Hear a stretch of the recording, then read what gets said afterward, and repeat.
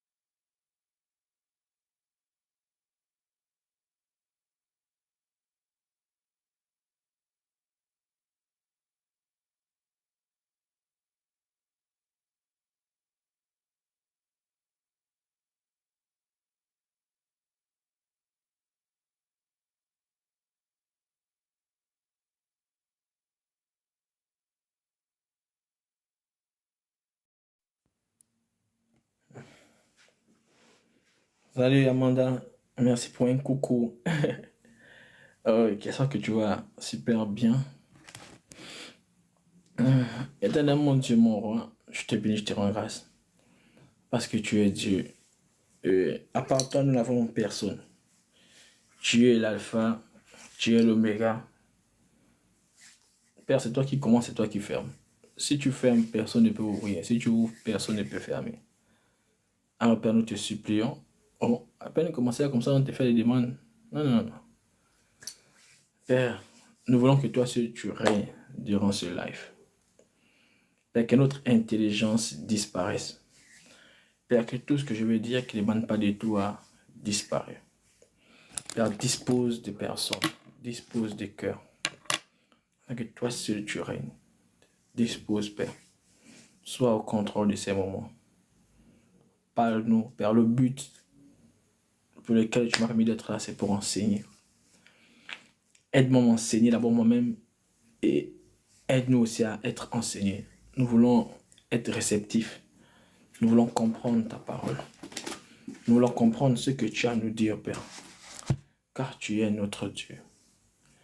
Père, le but c'est que les cœurs puissent être touchés, qu'une mentalité puisse comprendre. Et nous voulons que tu nous aides. Je te supplie. Je t'en supplie, Père. Je te supplie. Aide-nous à comprendre. Aide-nous à comprendre, Père. Durant ces temps, aide-nous à comprendre. Que l'honneur te revienne. Au nom de Jésus. Amen. Amen. Amen. Que Dieu bénisse toutes ces personnes connectées, ces personnes qui passent au travers de ces lives, ces personnes qui nous rejoignent. J'ai envie de vous dire une chose, que Dieu vous bénisse. Je salue toutes ces personnes qui ont pris du temps de passer, toutes ces personnes qui vont s'y prendre du temps de s'arrêter pour ce temps d'enseignement, pour ce temps d'exhortation. Le but, c'est que tu sortes de là avec quelque chose de plus. Le but, c'est que tu puisses comprendre la pensée de Dieu pour toi, durant ta marche avec Dieu, durant ta vie chrétienne. C'est de ça dont il s'agit. Et le thème d'aujourd'hui, excusez-moi, j'ai oublié de le mettre.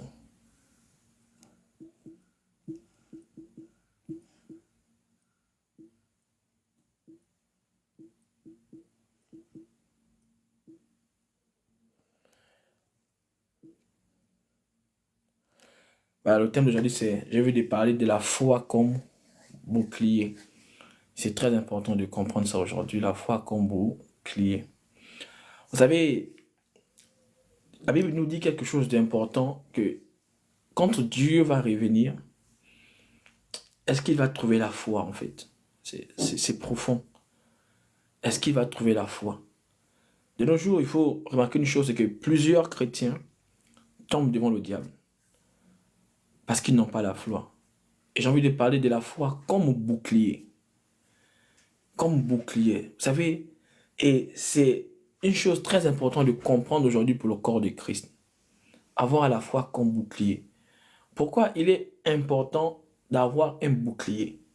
Pourquoi il est important d'avoir la foi comme bouclier? C'est très important. Ayez la foi comme bouclier. Ça veut dire que Dieu dit que dans les derniers temps, est-ce que je vais trouver la foi? C'est très important. Ça veut dire que beaucoup de monde vont perdre leur foi. Qu'est-ce qui va faire perdre les gens la foi? C'est la première question. Deuxième question, pourquoi Dieu insiste sur la foi? Quelle est l'importance d'un chrétien d'avoir la foi? Vous savez, beaucoup de gens vont tomber devant le diable. Mais Dieu dit que vous avez reçu le pouvoir de marcher sur les scorpions. Mais pourtant, beaucoup vont tomber. Pourquoi? Parce que Dieu va mettre l'accent sur... Il y a deux types d'armes que beaucoup de chrétiens ont. Mais je vais parler d'un autre type d'arme qui est très important parce que ces types d'armes-là vont pas beaucoup t'aider. J'ai béni Alex. Que Dieu te bénisse, certainement pour ta manière de te montrer. Que Dieu te bénisse. Voilà. Donc, il est très important de comprendre ça. Nous parlons de la foi. Et la Bible dit dans les derniers temps, est-ce que je vais trouver la foi? Et comment on va perdre la foi en fait? Un chrétien doit avoir deux types d'armes. Les armes offensives et les armes défensives. C'est très important. Et lorsque je dis que vous avez reçu le pouvoir de chasser les démons, tout ce que vous voulez là, ce qu'on appelle les armes offensives. Mais pourquoi même Dieu met un accent dans les armes défensives? Parce qu'on peut rater le ciel si on ne veille pas sur nos armes défensives. Vous savez, la Bible dit que le royaume des cieux appartient aux violents. Or, le violent n'est pas celui qui tape le cou. Le violent est celui qui peut être capable de résister. Or, la marche chrétienne ne se voit pas seulement dans le fait de donner les coups, mais dans la capacité de encaisser, de esquiver les coups. Voilà pourquoi Dieu dit que est-ce que les gens, les chrétiens, vont encore avoir la foi? Est-ce que dans cette terre, dans ce monde quand je vais venir, est-ce que je vais trouver des personnes qui sont capables d'avoir la foi? C'est très important. Et je vais parler aujourd'hui, je vais m'accentuer sur les armes défensives. Et dans les armes défensives, nous avons la foi. Si tu n'as pas la foi comme arme défensive, frère, il te serait très dur de vivre une vie chrétienne pieuse. Vous savez, ne vis pas une vie chrétienne pieuse celui qui peut. Non. Mais vis une vie chrétienne celui qui a la foi. Ne vis pas une vie chrétienne pieuse celui qui peut. Écoute, il est impossible pour nous de vivre une vie chrétienne pieuse si on n'a pas la foi. Parce que dans ce monde, notre faculté ne va pas se voir dans notre manière de rendre les coups, de notre manière de savoir encaisser. Jésus n'a pas été l'homme le plus grand par sa manière de rendre les coups. Jésus a été l'homme le plus grand par sa manière de savoir encaisser. C'est en fait quand Dieu dit que est-ce que je vais retrouver la foi, est-ce qu'il y aurait plusieurs chrétiens qui pourront encaisser les coups du diable et rester debout? C'est la vraie question en fait. La vraie question de Jésus c'est par rapport à la foi, si on n'a pas la foi comme bouclier, il serait dur pour nous de résister au diable. Voilà pourquoi je vais te parler aujourd'hui uniquement. Il y a plusieurs armes défensives. Mais je vais te parler de l'une des armes les plus importantes. Pourquoi nous devons mettre l'accent dans les armes défensives? Quel est le rôle des armes défensives? Vous voyez, la Bible dit, manifester l'autorité. Dieu nous a donné l'autorité. Mais n'oublions pas que ce qui a fait tomber l'homme, c'est parce qu'il n'a pas su il n'a pas su activer son arme défensive. Donc la foi. Il est très important, ouvre ta Bible avec moi, c'est très important, dans 2 Corinthiens 6, à partir du verset 6 à 7, rapidement, 2 Corinthiens 6, à partir du verset 6 à 7, 2 Corinthiens 6, la Bible dit que par la pureté, par la connaissance, par la longanimité, par la bonté, par un esprit saint, par un amour sincère, par la parole de vérité, par la puissance de Dieu, par les armes offensives et défensives de la justice. Alors, il faut comprendre que quelle est l'importance d'avoir des armes défensives pour un chrétien. Et est-ce qu'un chrétien connaît ces armes défensives?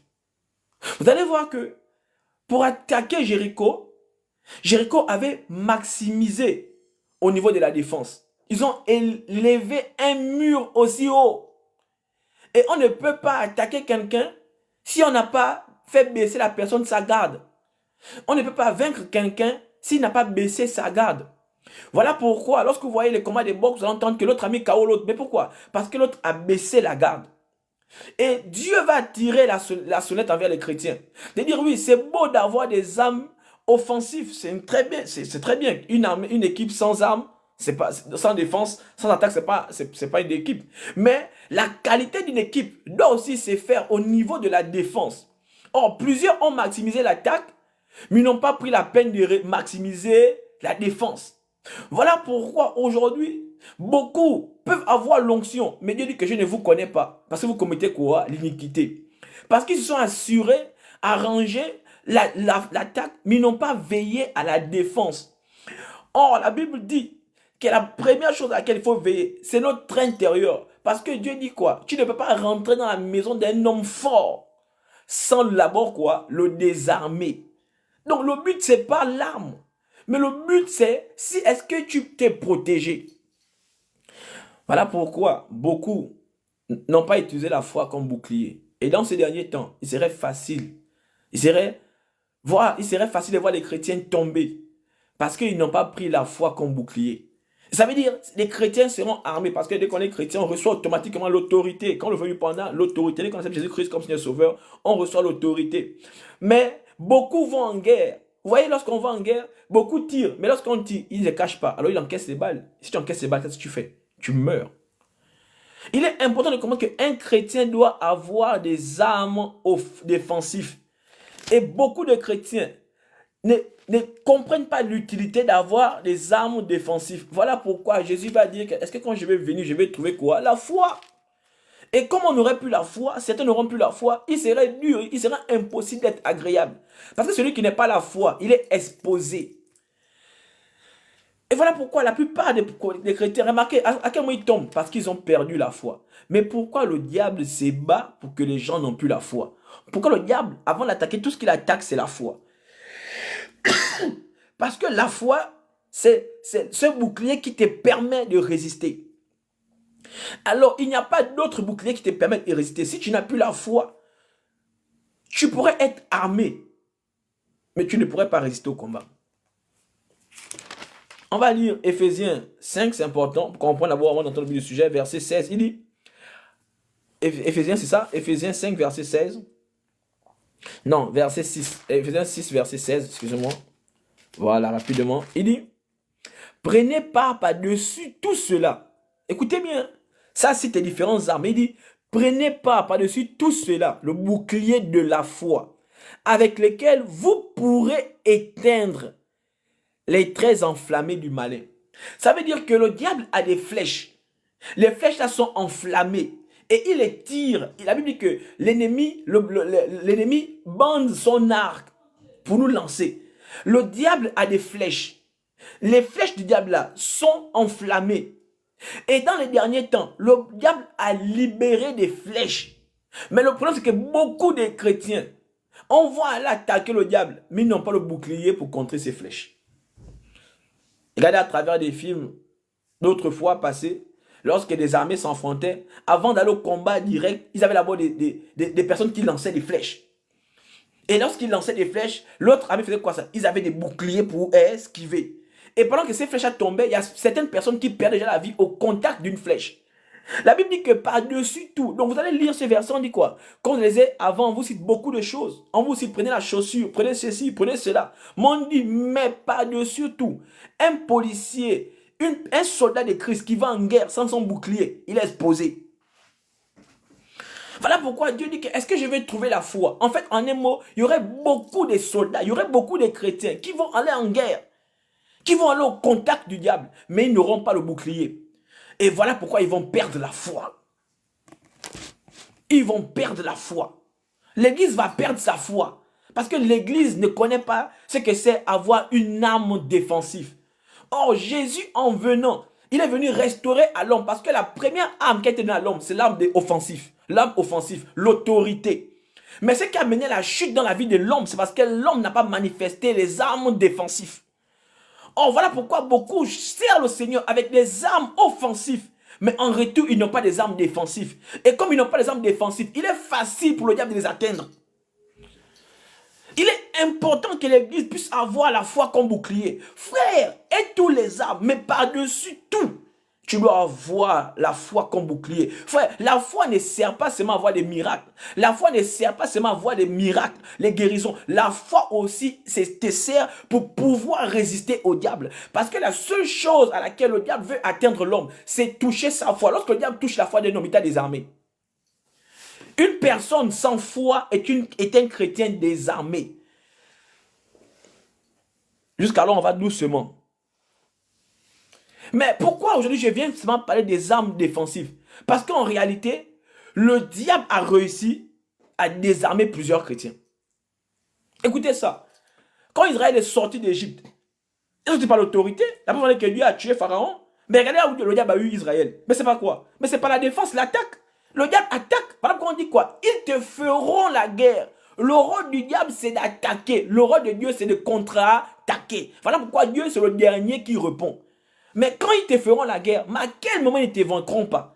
Par quel moyen ils ne te vaincront pas? Mais par le moyen de la foi. Voilà pourquoi la Bible dit quoi? Nous sommes sauvés par la grâce, mais par le moyen de la foi, par le bouclier activé en nous. Christ en nous, l'espérance de vie. Le problème des chrétiens, c'est qu'on a cherché, nous tous, les armes offensives. Personne n'a cherché les armes défensives. Or, l'arme offensive ne peut pas te faire rater le ciel, mais l'arme défensive peut te faire rater le ciel. Voilà pourquoi le diable n'attaque pas les dons. Le diable attaque ta défense.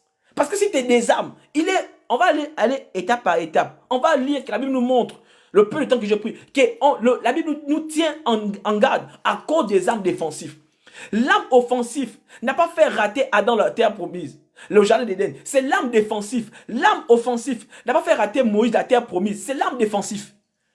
Il est important que tu comprennes.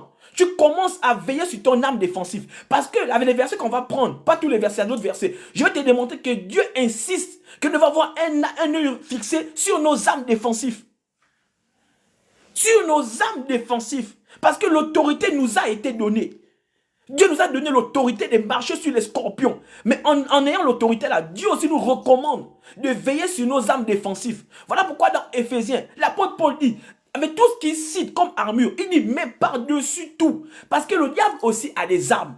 Quand tu vas en guerre, si tu tires, attends de ce que l'on va te tirer. Mais comment tu vas caler? Voilà pourquoi aujourd'hui, avec certains pays, vous voyez comme tel qu'Israël, ils ont ce qu'on appelle le bouclier nucléaire. Ça veut dire quoi? Eux, ils peuvent tirer aux autres, mais ils sont conscients que les autres vont riposter. Mais si tu n'as pas de bouclier, comment l'autre va pas t'atteindre?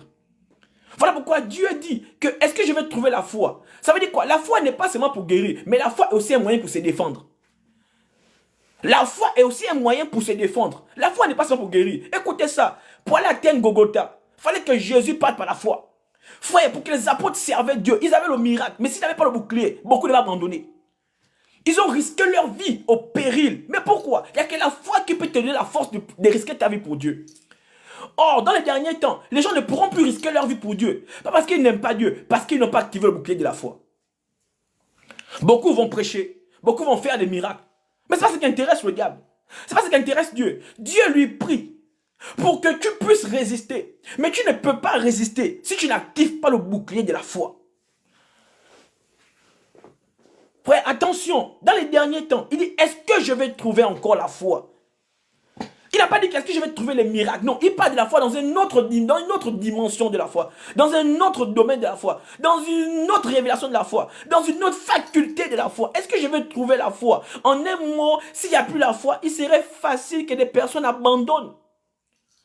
Parce que les temps sont faits pour être durs. Écoute, le monde ne serait plus jamais bien.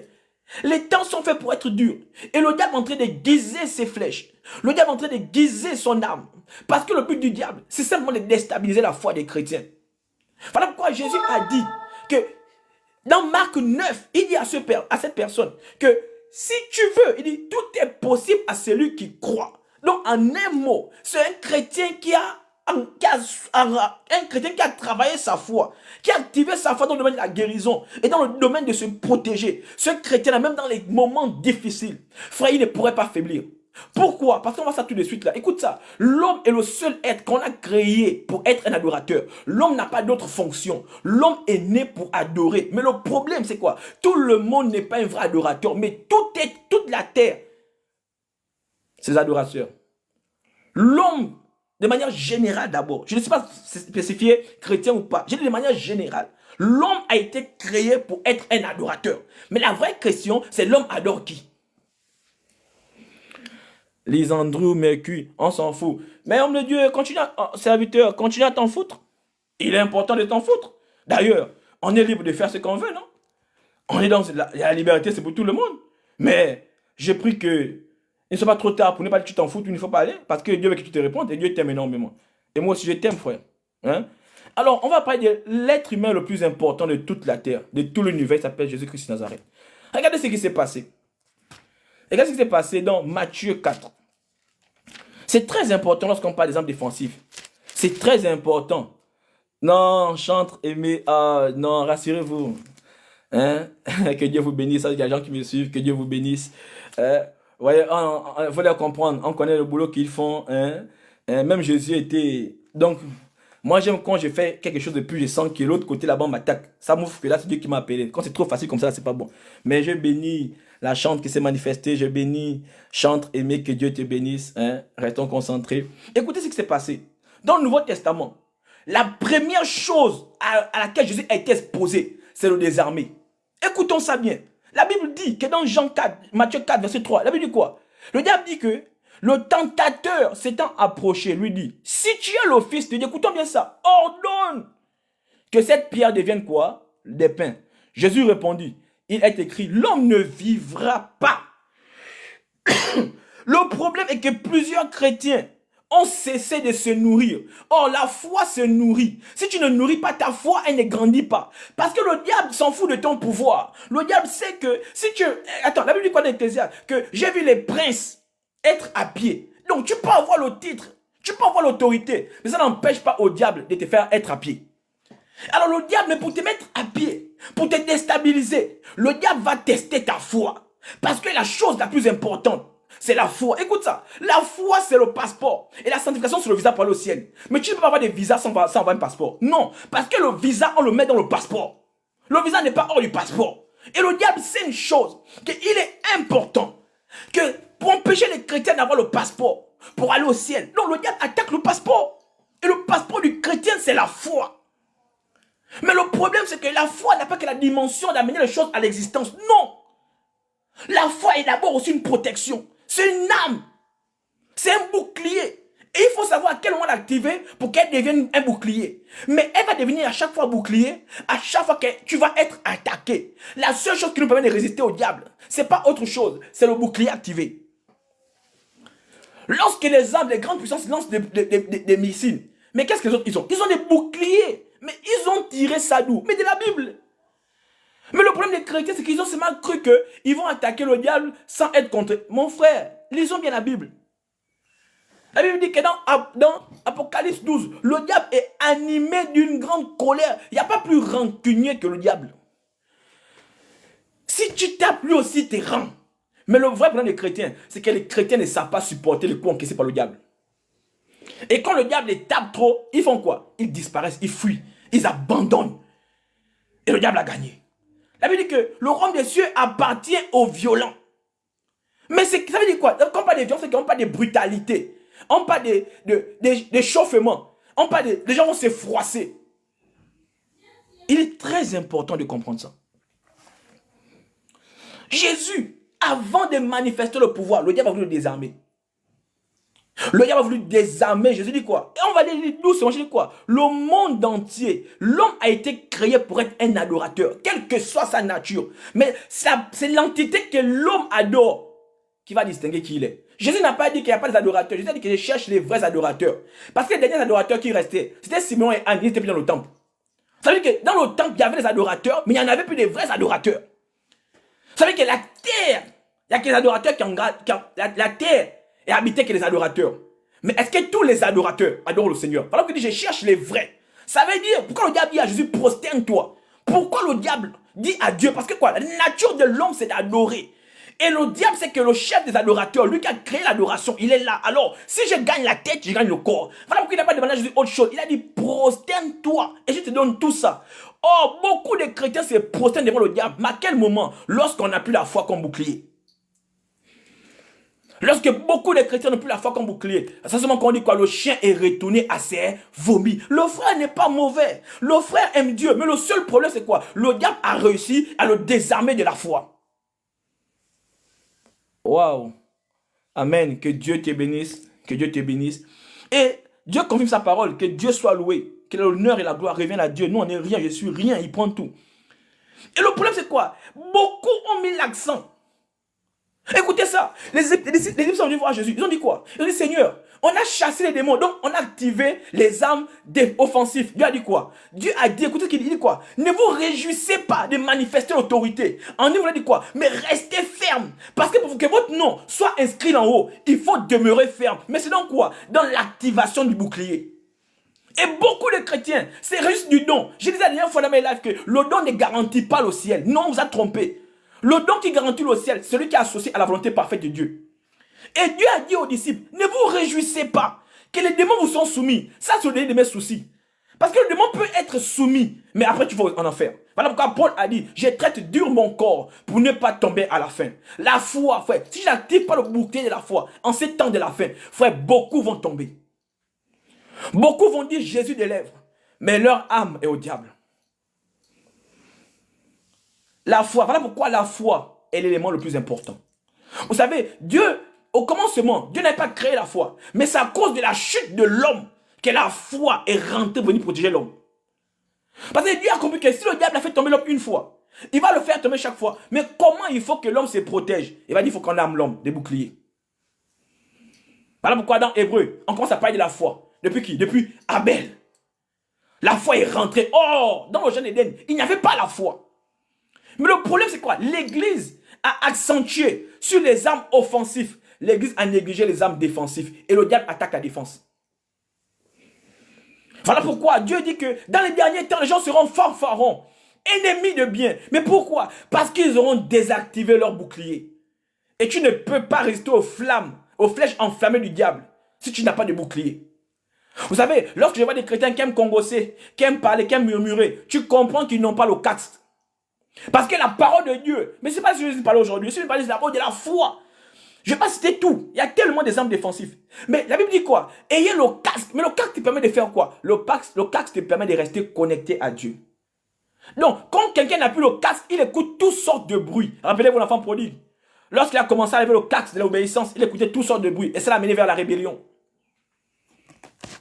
Le diable dit à Jésus, prosterne-toi. Pourquoi tout ce qu'il a trouvé à dire à Jésus, c'est quoi? C'est de se prosterner. Et l'un des endroits où vous parlez, là on dit quoi? Quand on dit fuir, l'impudicité, on dit aussi quoi? Fuis quoi? Fuis quoi? Fuis les gens qui adorent. Lorsque Dieu a frappé Israël, c'est parce qu'ils sont prosternés. Écoute ça, l'homme a été créé pour être un adorateur. Que tu sois chrétien ou pas, tu es un adorateur. Mais la vraie question, tu adores qui? Jésus n'a pas dit qu'il n'y avait pas d'adorateur dans Jean 4. Il a dit, je cherche les vrais. Parce que l'homme est un adorateur. Le poste de l'homme au ciel, c'est l'adoration. Voilà pourquoi la Bible dit que les 24 veillards sont prosternés. Quand on va mourir au ciel, on va les continuer à adorer. L'adoration, c'est le mode de vie de l'homme. L'adoration, c'est l'homme est né en adorant. Voilà pourquoi dès que l'enfant naît, il commence à pleurer. C'est un son d'adoration. Le bruit, c'est l'adoration. L'homme est né pour faire le bruit. Mais envers qui? C'est la vraie question. C'est la vraie question. Voilà pourquoi la Bible dit que la fin de toute chose vaut mieux que son commencement. Parce qu'il serait bien de commencer par la foi. Mais est-ce que tu vas terminer par la foi? Et c'est ça le vrai problème des chrétiens. Ils ont les armes offensives, mais ils n'ont pas activé les armes défensives. En nulle part, on nous dit que si tu ne manifestes ton arme offensive, tu vas aller en enfer. Mais la Bible dit que le fait de ne pas activer tes armes défensives, ça peut te faire à tout le monde dessus. Pas à cause de Dieu, c'est pour ton propre bien. Mais nous sommes en train de développer, on avance un peu. Écoutez ça. Dieu dit que l'homme ne vivra pas seulement de pain. Mais pourquoi Dieu dit vivre? Ça veut dire que quand on parle de vivre, ça veut dire qu'on a le souffle de vie. Donc dans le monde spirituel, ce qui nous permet de vivre, c'est la foi. Donc dans une autre dimension, la foi est l'oxygène qui te permet de vivre dans le monde spirituel. Mais la vraie question, est-ce que dans le monde spirituel tu vis? Parce que si tu te nourris du poulet pour vivre sur la terre, tu te nourris de quoi pour vivre dans le monde spirituel? Il dit l'homme ne vivra pas seulement. Donc en émotion ne se nourrit pas, l'homme est exposé à la mort physiquement. Et dans le monde spirituel aussi, si l'homme ne se nourrit pas, l'homme est exposé à la mort spirituelle. Et le diable dit, pourquoi la première chose que le diable dit à Dieu, c'est, il était, transforme ce pain. Pourquoi le diable va dans ça? Parce que le diable veut attaquer la nourriture spirituelle. La nourriture spirituelle, frère, c'est la foi.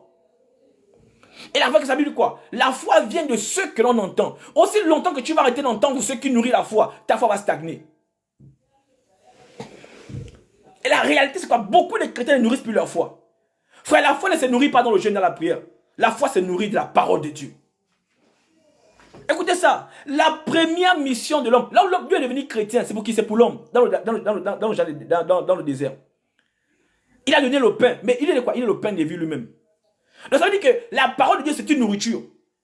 Mais cette nourriture, elle t'amène à grandir. Mais dans Exode 1, on dit quoi? Empêchez-les de croître. S'ils ne croîtent pas, s'ils ne s'agrandissent pas, ils vont devenir des bébés. La Bible dit que aussi longtemps qu'un enfant, un héritier et bébé, il n'est pas différent de l'esclave. Donc le diable va empêcher des chrétiens de se nourrir. Et aussi longtemps qu'ils ne vont pas se nourrir, ils ne vont pas développer. Ils ne vont pas grandir, ils vont stagner. Et s'ils stagnent, le diable va te diriger. Les armes défensives. Beaucoup ont activé les armes offensives. Mais peu ont activé les armes défensives. Lorsque Jésus, avant de commencer le ministère, Jésus est parti activer l'arme défensive. Parce qu'il savait que l'arme offensive, il est né, c'est pour lui. On est né avec l'autorité. L'homme est créé à l'image de Dieu. Donc dès que Dieu t'a créé, tu es né pour l'autorité. Mon commencement, on n'a pas été créé pour être dans la défensive. Mais à cause des actes posés par Adam, Dieu a commencé à pousser l'homme à être dans le mode défensif. Parce que le diable va continuer à attaquer. Voilà pourquoi on dit qu'ils vous feront la guerre. Ils ne vont pas cesser. Mais la vraie question, est-ce que tu vas céder un jour? Est-ce que tu vas résister? Dans les armes défensives, il y a la résistance. Dans Jacques 4, verset 7, on doit résister au diable. C'est une arme défensive. On n'a pas dit attaquer le diable. La force d'un chrétien n'est pas dans la capacité d'attaquer le diable, mais dans la capacité de résister au diable.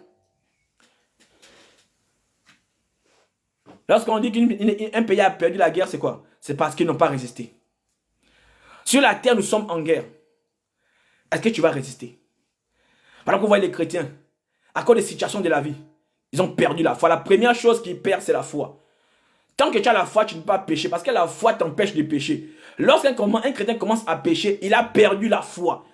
Les dons sont avec toi. Les dons ne vont pas partir. Le diable s'en fout des dons. Le diable, les dons, non. Le don, c'est quoi pour le diable? Mais le diable connaît une chose, qu'un chrétien qui n'a pas la foi est un soldat qui est exposé en guerre. Il est exposé à la bombe, il est exposé à la flèche, il est exposé au couteau. En fait, facilement on peut l'atteindre. La Bible dit que le diable est un lion rugissant. Il rôde parce que quoi? Mais il veut voir si tu as baissé la garde. Voilà pourquoi la Bible dit quoi? Veillez et priez. Être en éveil, c'est une arme défensive. La Bible dit quoi? Pourquoi la Bible dit veiller, après on dit prier? C'est parce que tu as bien aiguisé ton armure que tu peux l'attaquer. Mais beaucoup vont prier sans veiller. Et lorsque le diable les rend, il faut leur voir, ils tombent. Beaucoup vont évangéliser. Ce n'est pas mauvais. La Bible dit veillez et priez. Tu ne peux pas aller attaquer si tu n'as pas une armure.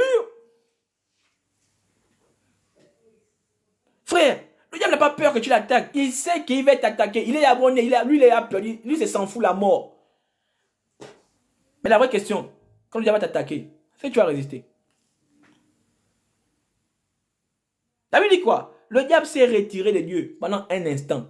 Il attendra quoi? Le moment favorable. Mais la force de Dieu, Dieu n'a pas été le grand nom. Pas à cause des miracles qu'il a fait. Dieu a reçu le nom au-dessus de tout le nom. Parce que malgré ça, il est resté fidèle, il est resté intègre à Dieu. L'intégrité est la marque des personnes qui activent le bouclier. Frère, tout le monde n'est pas intègre. Lisons. Job, quand on parle de Job, il n'y avait pas 3 personnes qui la conseillent de Dieu. Ça veut dire que Job n'était pas le seul chrétien, mais Job était le seul intègre à cause de la foi qu'il avait activée. Frère, quand ta foi est activée en mode bouclier, quelles que soient les situations, quel que soit par l'ombre, que quand je passe dans l'ombre de la vallée de la mort, je ne crains rien. Frère, ce n'est pas tous les chrétiens qui peuvent dire ça. Attention. On peut tous lire la Bible, mais on ne vit pas tous de la même manière la Bible. Frère, l'attaque que Job avait reçue là, s'il n'avait pas activé le bouclier de la foi, Job allait maudire sa femme quand la femme a dit maudit Dieu. Il allait maudire Dieu. Mais combien de chrétiens ont maudit Dieu? L'une des choses les plus faciles dans la vie chrétienne, en fait, le diable ne trouve même pas de problème pour désactiver la foi des chrétiens. C'est tellement facile de voir des chrétiens perdre leur bouclier. En fait, c'est une chose que je vois dans la vie chrétienne que j'ai observé, c'est que le chrétien perd facilement la foi. Mais un chrétien sans foi n'est pas un chrétien parce que la foi, c'est son identité. Si on appelait notre père le père de la foi, donc ça veut dire que ce sont les enfants d'Abraham parce qu'on est enfant de la foi. Donc, si tu n'as pas la foi, tu n'es pas fils d'Abraham. Dieu n'appelle pas fils d'Abraham celui qui est chrétien. Dieu appelle fils d'Abraham celui qui a la foi comme le père d'Abraham. On n'a pas dit Abraham, enfant d'Éternel, on a dit le père de la foi. Ça veut dire qu'il a démontré sa foi plus que toute autre chose. On n'est pas chrétien parce qu'on va à l'église, frère. Voilà pourquoi Jésus a dit quoi? C'est au peuple d'Israël, non? Il a dit vous avez pour père le diable. Pourquoi ça? Parce qu'il n'avait pas la foi. Donc la foi est l'identité du chrétien. Un chrétien s'identifie par la foi et non sans la foi. Et beaucoup ont perdu leur identité. Mais ils sont chrétiens. Ils ont les Bibles à la main. Ils sont chrétiens. Ils vont à l'église. Ils sont chrétiens. Mais face à la tentation, et conformément à la tentation aux épreuves, ils appellent tout, c'est Dieu qui m'étend. J'étais avec une amie. Elle a perdu un enfant de 3 ans. 3 ans récemment. Ça m'a fait mal au cœur. Il avait l'AVC. Et j'ai dit certainement, même quand l'enfant meurt, on va dire Dieu a repris. En fait, on attribue Dieu tous les maux de la terre. On échoue parce qu'on n'a pas la foi, on dit c'est Dieu. Waouh, on ne sait même plus le rôle du diable en fait. Et beaucoup de chrétiens n'entretiennent plus la foi. L'église a perdu la foi. Et voilà pourquoi Dieu dit, est-ce que je veux retrouver la foi? Parce que c'est une chose que le chrétien perd facilement. C'est la foi. Au profit de, je ne sais pas.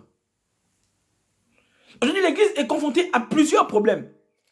Mais le vrai problème auquel l'église est confrontée, c'est un seul problème, le problème d'adoration. Le seul problème auquel l'église est confrontée, c'est le problème d'adoration. Dieu n'est pas venu chercher. Dieu a dit, je cherche les vrais adorateurs. Ça veut dire que le monde, l'église, est entourée des adorateurs. L'église est entourée des adorateurs. Mais est-ce que l'église est remplie des vrais adorateurs? Voilà pourquoi le diable a dit à Dieu, il n'a pas demandé quelque chose à Dieu. Non, il dit, prosterne-toi. Le diable voulait pousser Dieu à régner son identité. À régner la foi. À rejeter la foi. Voilà, ils ont dit à Jésus que tu ne dis rien, on t'accuse, dis quelque chose. En fait, trouve quelque chose pour qu'on te laisse. Mais Jésus, à cause de la foi qu'il avait, voilà pourquoi il a passé son temps à dire une chose de profond. Va, ta foi t'a sauvé. Va, ta frère. Regarde, il n'y a pas personne dans la Bible qui parle de la foi comme Jésus. Quand tu dis hébreu parle de la foi dans Hébreu 11, Hébreu 6, il parle un peu. Mais le temps de foi que Jésus a parlé de la foi à Jésus, il montre, ta foi t'a sauvé. Pourquoi il a voulu démontrer le concept de la foi? Il veut démontrer à l'homme que la foi peut te sauver. La foi peut te guérir. La foi peut te bénir. La foi peut te restaurer. Voilà pourquoi il dit une chose, que mon juste vivra par la foi. Donc la foi est une source illimitée. Frère, il n'a pas dit mon juste survivra par la foi. Non, il dit mon juste vivra. Donc la foi a la capacité de te nourrir, de te bénir, de t'équiper, de te restaurer, de te laver, de te nettoyer, de te propulser. La foi est illimitée. Mais est-ce que nous vivons par la foi? Et il va loin. Et s'il s'en détourne, je ne peux pas poser à son âme. Donc, dès que tu te détournes de la foi, tu n'es plus agréable à Dieu. Donc ça veut dire que là où Dieu parle, c'est là où le diable va t'attaquer. Le diable n'a pas besoin d'attaquer dans tout ce que tu veux, le diable t'attaque dans ta foi. Une fois que tu n'as plus la foi, il fait de toi ce qu'il veut. Il fait de toi ce qu'il veut. Lorsque tu rencontres un braqueur, il a le fusil devant toi, tu vas faire quoi? Mais si tu le désarmes, il a récupéré des choses, tu le désarmes, tu vas tout récupérer, il ne va rien faire. Donc la foi est une arme pour les chrétiens. Et un chrétien qui n'a pas d'âme est un policier sans autorité. Voilà le problème des chrétiens. Je sais la présence de l'homme de Dieu Aaron. Beaucoup de chrétiens ont activé les armes offensives. Mais l'arme offensive ne peut pas t'empêcher de rentrer au royaume des cieux. On va lire. Mais l'arme défensive, le diable sait que si tu désarmes, il est possible que tu rates la terre promise. Il est possible. Toute la terre est remplie d'adorateurs. Mais toute la terre n'est pas remplie de vrais adorateurs. Parce que l'homme a été conçu pour être un adorateur. Lorsque vous lisez dans Genèse, Adam était conçu pour contempler Dieu. Or, adorer, c'est contempler Dieu. Or, ce n'est pas tous les anges qui contemplent Dieu. Il y a certains anges qui n'ont pas accès à la gloire de Dieu. Mais l'homme, Dieu a permis que l'homme puisse être accessible à sa gloire. Parce que l'homme, pour être accessible à la gloire de Dieu, il faut être dans l'adoration. Voilà pourquoi c'est un privilège. Voilà pourquoi l'ange Gabriel a dit à Zacharie que je me tiens devant Dieu. Pour dire que de tous les anges, j'ai le privilège de me tiendre devant Dieu. Mais ce n'est pas tous les anges qui donnent ce privilège. Mais à l'homme, Dieu a donné ce privilège. Voilà pourquoi toi et moi nous sommes des sacrificateurs. Le lieu très saint n'est plus hors de nous, mais ça habite en nous. Et quelque part on dit, mais qui est l'homme pour qu'il se soucie de l'homme? Donc Dieu a créé l'homme pour que l'homme soit son adorateur. Pour que l'homme l'adore. Il se réveille, il adore Dieu. L'adoration est un mode de vie. L'adoration n'est pas un style, c'est un mode de vie. Ça veut dire que c'est inné en toi. L'adoration est une nature. L'adorateur, ce n'est pas celui qui chante. L'adorateur, c'est celui qui vit ça. C'est une nature. C'est un mode de vie. C'est inné en toi. C'est un langage. C'est un regard. C'est une gestuelle, l'adoration.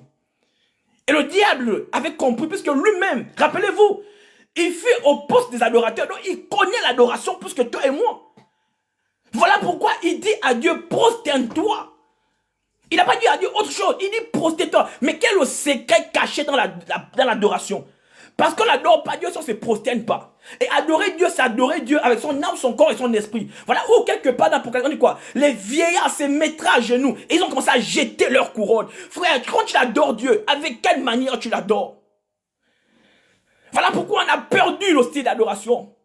Voilà pourquoi l'adoration était résumée au chant. Notre adoration ne transforme plus la vie des gens. Parce que les vrais adorateurs, la particularité qu'ils ont, c'est la capacité de transformer les choses. Frère Marie a dit, écoutez-le. Un vrai adorateur, le premier signe qui l'accompagne, c'est l'écoute. Voilà pourquoi quelque part, dans la montagne de la transfiguration, on a dit, écoutez-le. Écoutez-le. Parce qu'entraîner le chaos dans le monde, c'est lorsque le diable a prêté ses oreilles autres. Tu ne peux pas être un vrai adorateur si tu n'écoutes pas. Frère, comme pas du bouclier de la foi. C'est comme pas du bouclier, tu te caches le bouclier. On a dit quoi? Jésus est notre bouclier. Il est le rémunérateur de ceux qui le cherchent. Il est le consommateur de notre foi. Et le diable sait qu'il ne veut pas que Dieu te consomme. Alors, il a tourné le regard des hommes. Écoutez ça. On va rentrer dans ça un autre jour. Je vais te parler des armes défensives. Avoir l'autorité, c'est l'arme offensive. Frère, même si tu ne maintiens pas l'autorité, on va t'appeler, tu es l'enfant, ton nom c'est la famille telle, on connaît ta famille. Mais tu peux avoir l'autorité sans l'exercer.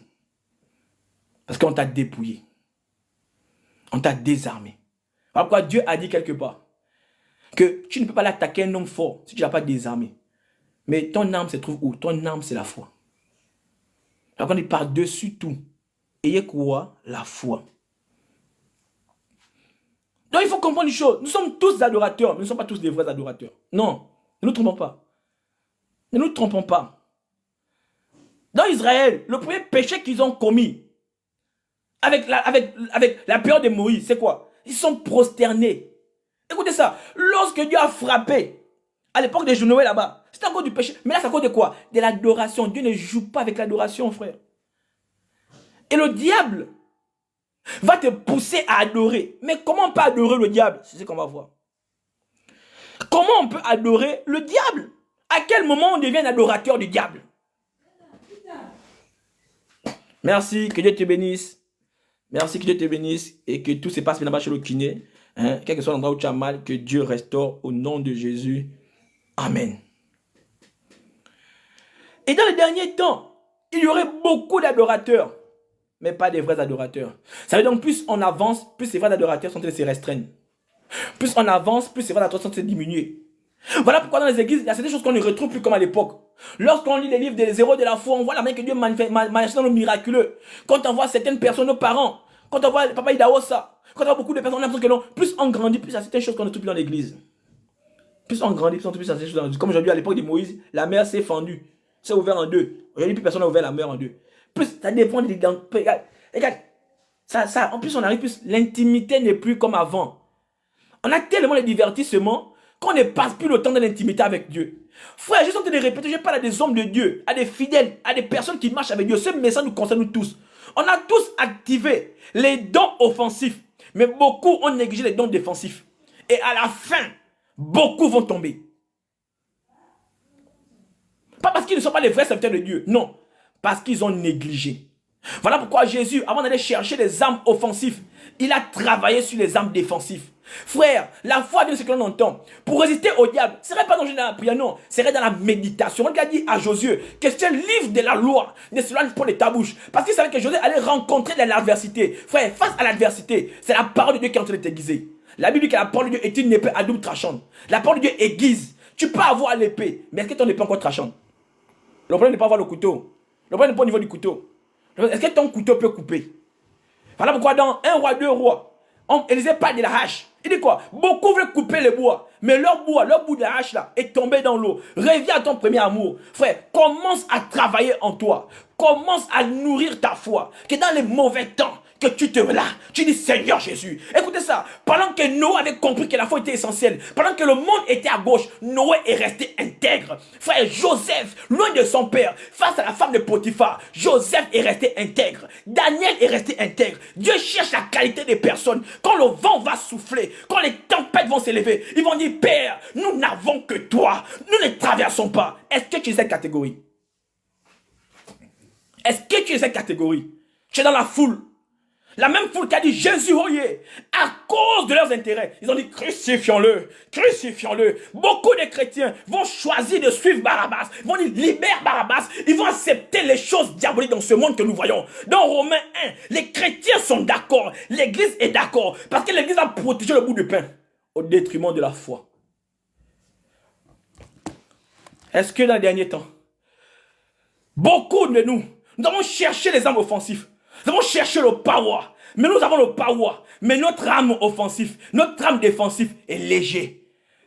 Face aux situations de la foi. Vous savez, je dis toujours aux gens, tu ne vas pas être un serviteur de Dieu et marcher dans l'émotion. Jamais de la vie. Il m'arrive qu'il y a des situations qui me traversent. Et je dois aller prêcher. Dieu me dit, mon fils, laisse l'émotion. Je me tiens devant le pupitre, je prêche. Frère, les émotions sont les ennemis des larmes défensives. Et le diable a travaillé avec l'émotion pour tuer nos âmes défensives. Voilà pourquoi Dieu est le premier à amener l'émotion sur la terre. Écoutez ça, Adam avait les émotions. Qu'est-ce que Dieu reproche à Adam? C'est l'émotion. Il dit, qui t'a appris ça? Donc le diable a réfléchi. La seule chose qu'il a mis à Adam, c'est une émotion. L'émotion suffit pour tuer. Voilà pourquoi quelque part, la première dit quoi? Un cœur en bon état est un bon remède. Le diable, pour nous attaquer, va nous attaquer dans nos émotions. L'émotion a pour but de tuer ta foi. C'est l'émotion qui a tué Moïse, la colère. C'est l'émotion qui a empêché Moïse de rentrer. C'est l'émotion qui a empêché Moïse de rentrer. Et le diable, dans le dernier temps, il va vous mettre les choses dans les circonstances qui vont vous rendre beaucoup émotifs. Tu n'auras plus envie de prêcher. Si on dit pourquoi tu as envie de prêcher, tu vas comprendre, c'est encore une situation. Parce que je n'ai pas mangé ce matin. Oh Dieu est où pour me bénir? Dieu est où depuis là? Dieu est où ceci? Dieu est où cela? À cause de ça, la foi, beaucoup d'un grand homme va refroidir. Le diable est en train de multiplier les gestes.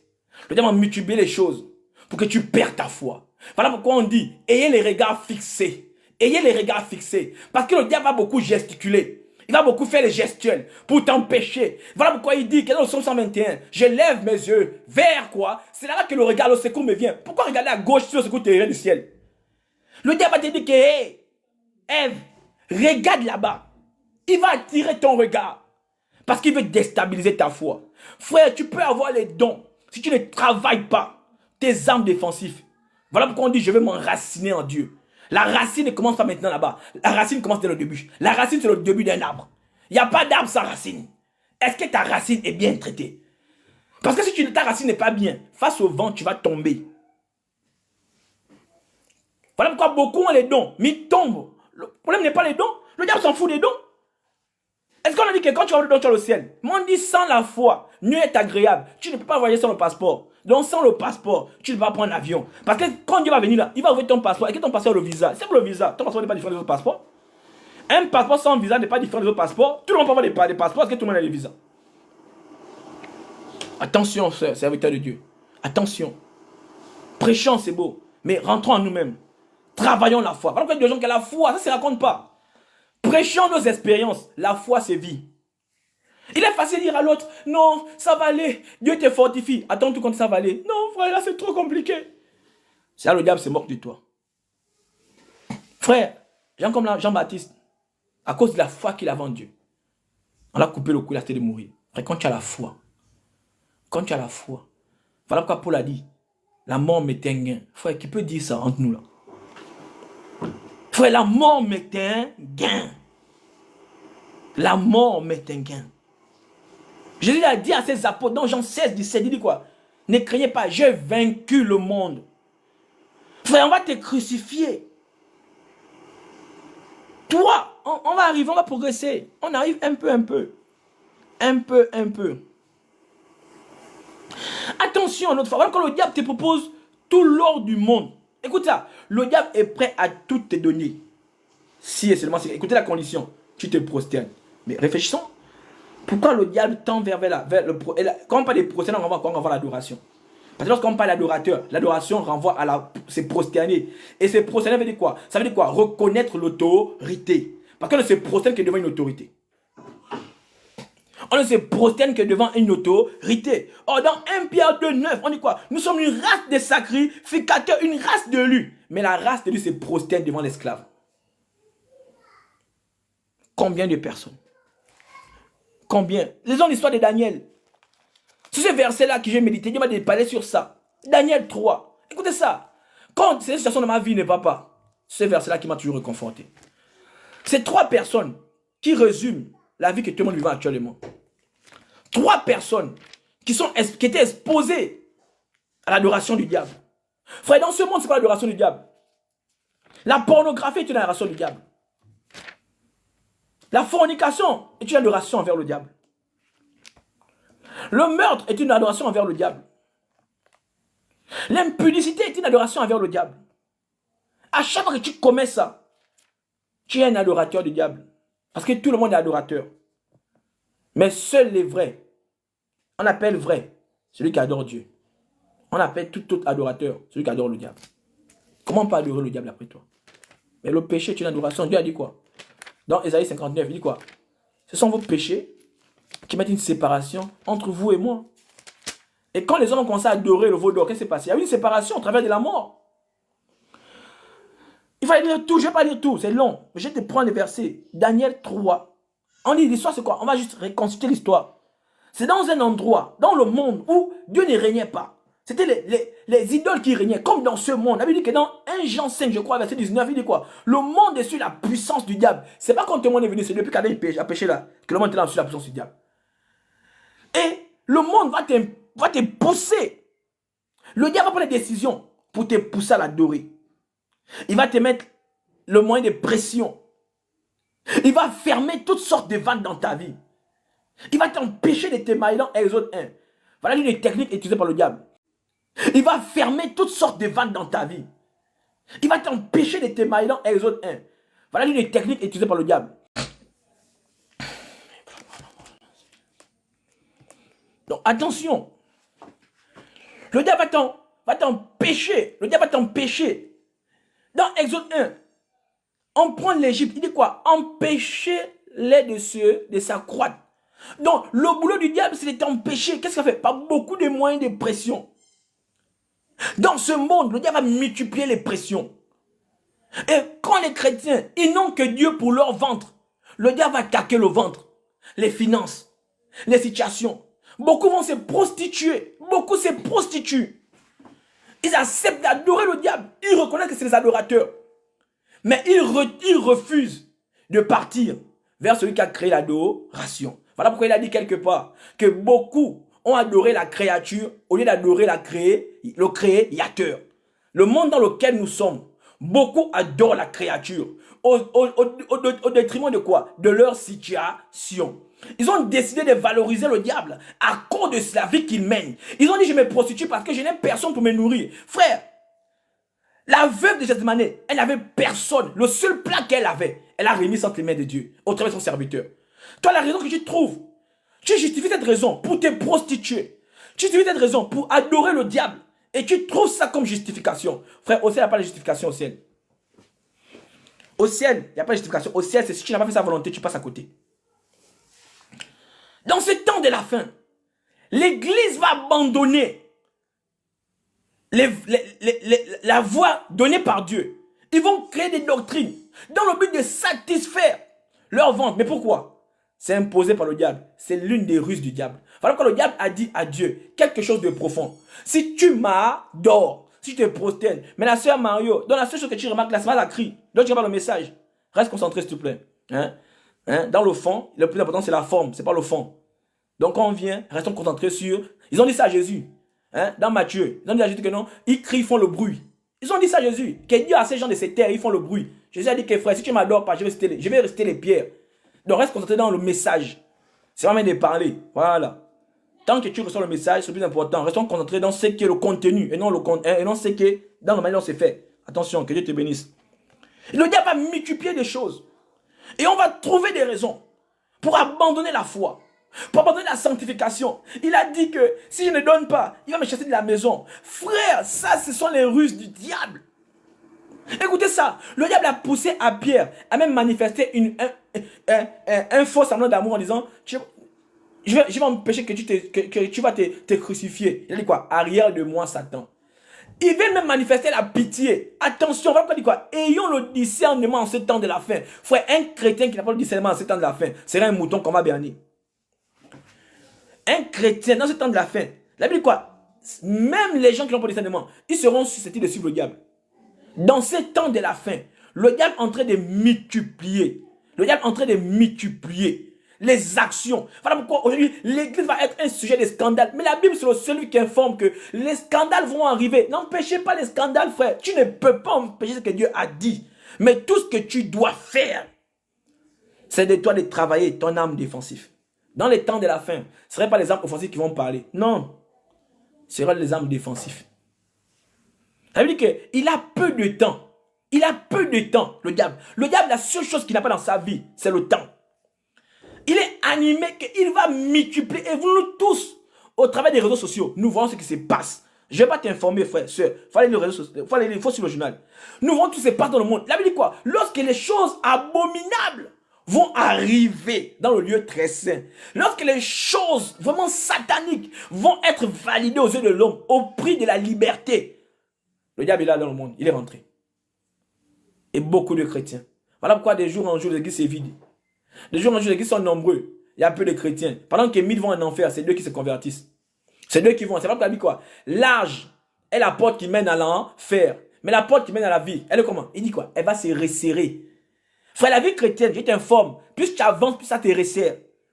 Parce que il y a les dimensions, plus tu arrives. Le ciel n'est pas à terre, le ciel en haut. Et plus tu montes, le vent d'en haut est différent de celui d'en bas.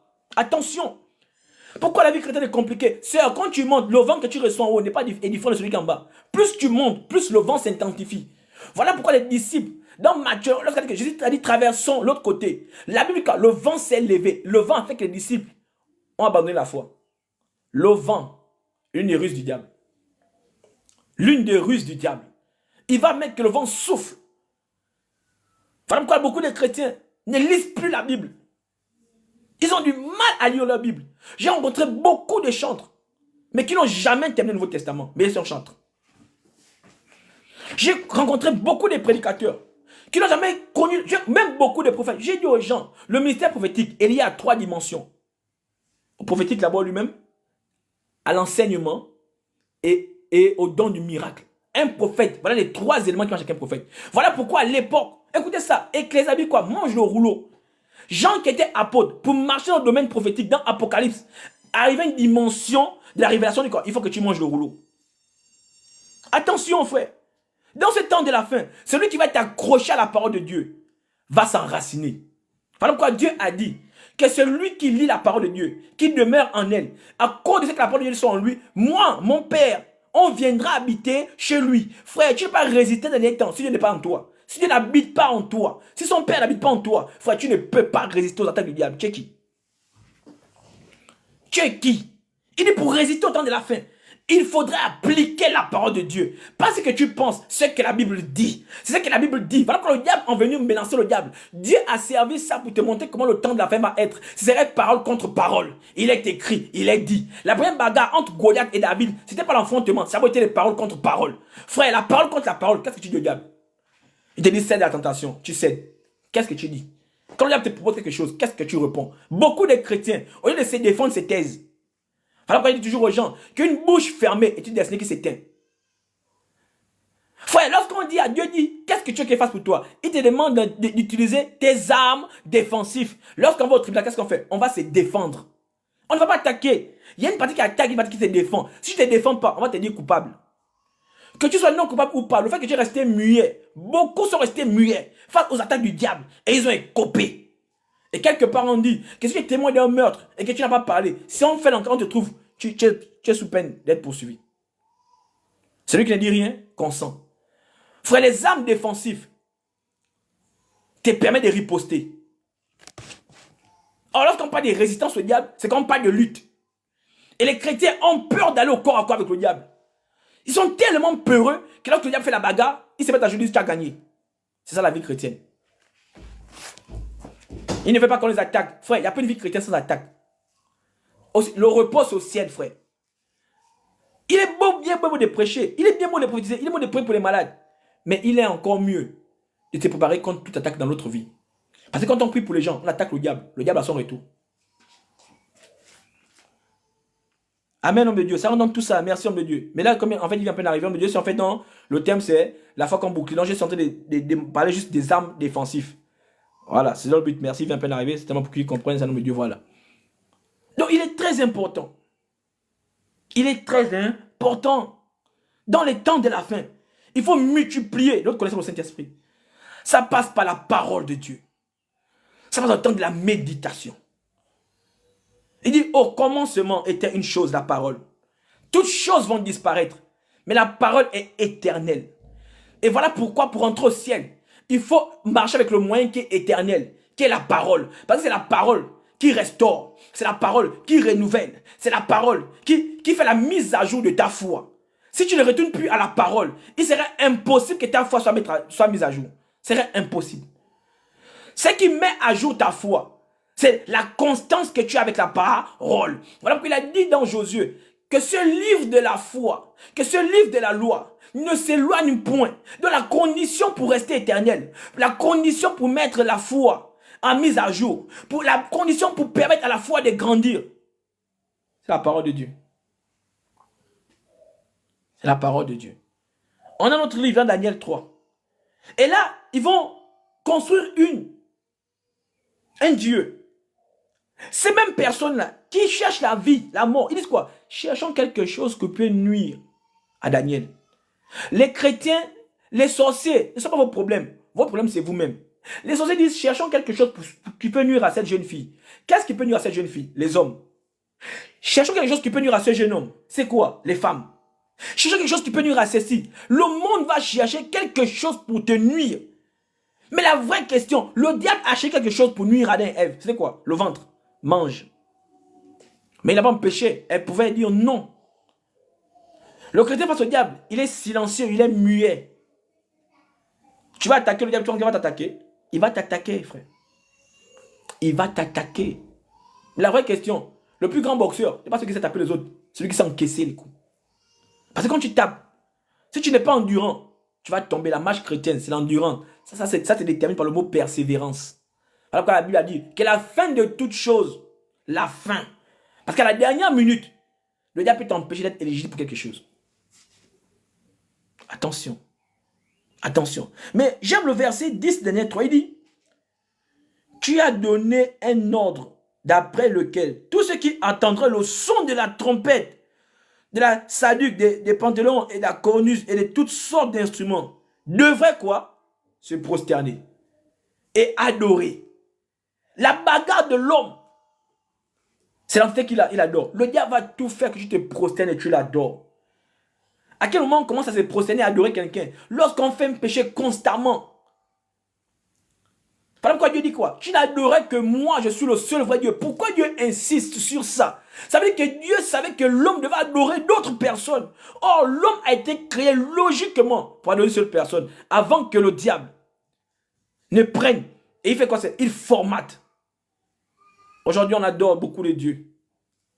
L'homme qui est un Dieu, qui est créé à l'image du Dieu suprême, se met à genoux devant les petits dieux fabriqués par les hommes.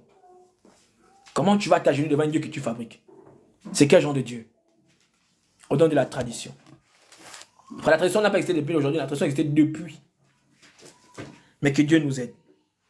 Écoutons ça, dans le verset 11, je continue ma lecture, dit, et après laquelle, quiconque ne se prosternerait pas. Voilà le problème.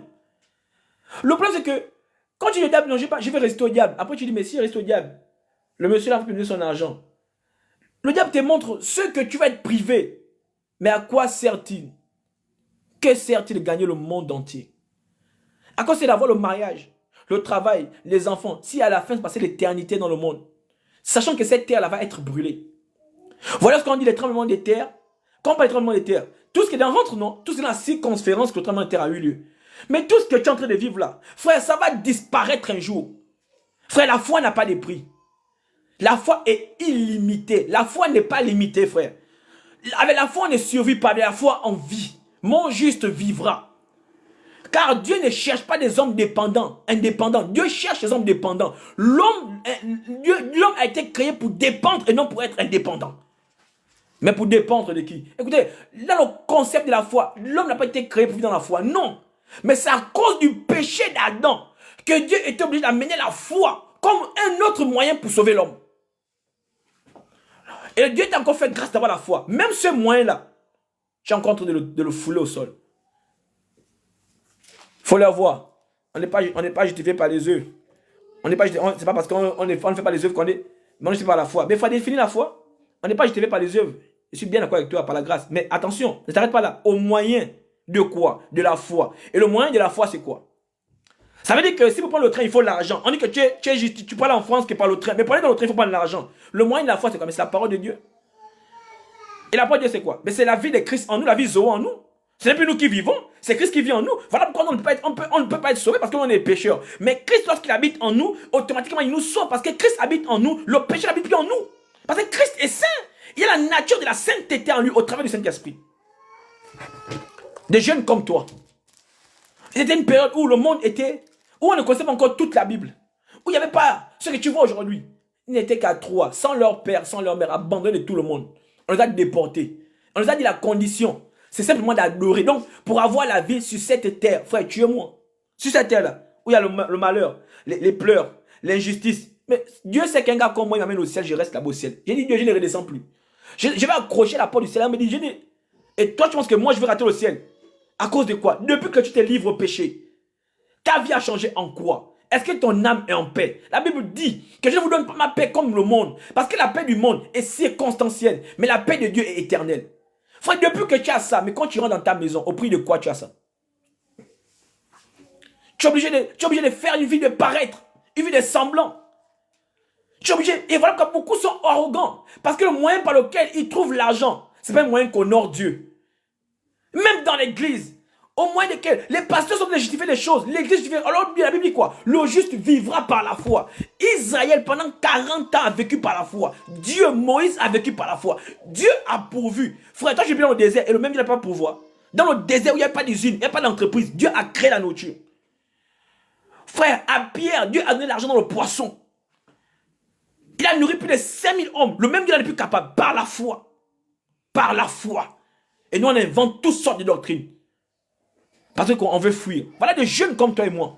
Dans un monde, imaginez-vous un peu ces personnes. Ils ont simplement dit, revenez un peu face à la logique. Ils ont dit, mais ces jeunes-là sont fous en fait. Il faudra vous demander de vous prosterner. À cause de la fosse. La fosse au lion. Mais frère, c'est quoi la fosse au lion? La fosse au lion, c'est là où le diable veut te tuer. Oui, homme de Dieu. C'est il vient appeler la vie. C'est ce que j'ai dit, l'homme de Dieu. Que le problème, c'est le manque de foi. C'est ça le thème même en fait. Avoir la foi comme bouclier. À cause du manque de foi. Mais pourquoi on n'a plus la foi? Parce qu'on ne nourrit pas la foi. Une foi qui n'est pas nourrie finit par mourir. Voilà pourquoi dans Jacques, on a dit quoi? La foi sans les œuvres est une foi vaine. Les chrétiens sont chrétiens aussi longtemps qu'ils sont dans leur confort. Frère, on a appelé Abraham père de la foi. Pas que les offrandes qu'il donnait. Parce qu'Abraham a su quitter du confort. Et Isaac était son confort. Ce qui faisait sa joie aujourd'hui, il n'a pas eu l'eau, il n'a pas réfléchi plus à Dieu. Mais quand Dieu te dit, il n'y a pas de bénédiction sans séparation. Lorsque Abraham, il regarde, le renoncement vient de séparer. Renonce à ce caractère sale que tu as. Voilà pourquoi Pierre dit que vous avez été rachetés de quoi? De la vaine manière de vivre. Parce que vos parents ont activé une mode d'adoration au travers de leur manière de vivre. Voilà pourquoi je dis que l'adoration est une manière de vivre. Mais toute manière de vivre ne glorifie pas forcément Dieu. L'adoration est une croyance. Si en quoi tu crois, c'est en quoi tu adores. Et voilà, ils arrivent. On dit, prosternez-vous. Mais le diable, vous savez, le problème c'est quoi? Il n'y a pas plus négligent que l'homme. Moi, j'ai posé une question à Adam et Ève. Quand le diable dit que si vous mangez ce fruit-là, vous allez voir. Mais ils ont fait pour regarder ça, puisqu'ils voyaient déjà. Pourquoi? Parce qu'il n'y a pas plus négligent qu'un chrétien. Voilà pourquoi dans Luc 16, verset 8, je crois, Jésus dit quoi? Que les enfants des ténèbres sont plus prudents, sont plus habiles que les chrétiens. Parce qu'il n'y a pas plus négligent qu'un chrétien. Il pêche, il néglige. Non, Dieu va comprendre. Frère, la Bible dit qu'il n'y a pas de pardon sans la vision du son. Dieu comprend, mais tu vas vivre la conséquence. La conséquence là, ça va prendre le nombre de temps que ça va prendre. Ça ne dépend pas de Dieu. Ça dépend que de lui. C'est toi qui es péché, c'est pas Dieu. Dieu t'a dit, mon fils, choisis entre la mort et la vie. Dieu t'a toujours averti. Mais à cause des situations dans la vie, il faudrait que je me fasse vivre. Il faudrait même que, au milieu de jeunes filles, j'ai mon iPhone. Je suis un bel homme, donc il faudrait que non, je puisse valoriser ma beauté en séduisant beaucoup de filles. Mais au détriment de quoi tu le fais? Tu es en train d'adorer le diable. Frère, dans la pensée, là qui te met la pensée, le diable va tout te proposer une solution pour que tu l'adores. Toute pensée que le diable dirige dans la vie d'un homme, c'est que cet homme l'adore en retour. Le diable a mis une pensée à Dieu que, mais fais, prosterne-toi. Le diable te dit de te prosterner sans te prosterner par le péché. Et beaucoup de personnes cèdent. Dans l'église, ils cèdent. Pourquoi? À cause de leur situation. Et ils justifient toujours. En fait, ils sont toujours des personnes en mode justification. Ces personnes disent, mais attendez, vous êtes fous les gars. Vous venez dans notre pays, dans notre peuple, chez notre peuple. Et nous on adore tel Dieu. Les gars, vous allez risquer votre vie. À cause de Dieu que vous ne voyez pas certainement. À cause de Dieu que vous ne comprenez pas. On va dire ensemble. On va dire ça ensemble. Verset 12 dit quoi? Ils disent, or, il y a des Juifs que tu as mis l'intendant de la province à Babylone, Sadrach, Meshach, Abednego, qui ne se tiennent aucun compte de toi, ô roi, et ils ne servent pas quoi? Tes dieux.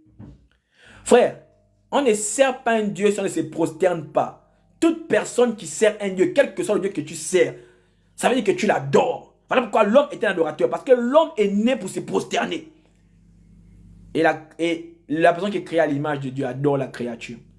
Devant le péché que tu commets, tu es en train de te prosterner. Devant le péché que tu commets, tu es en train de te prosterner.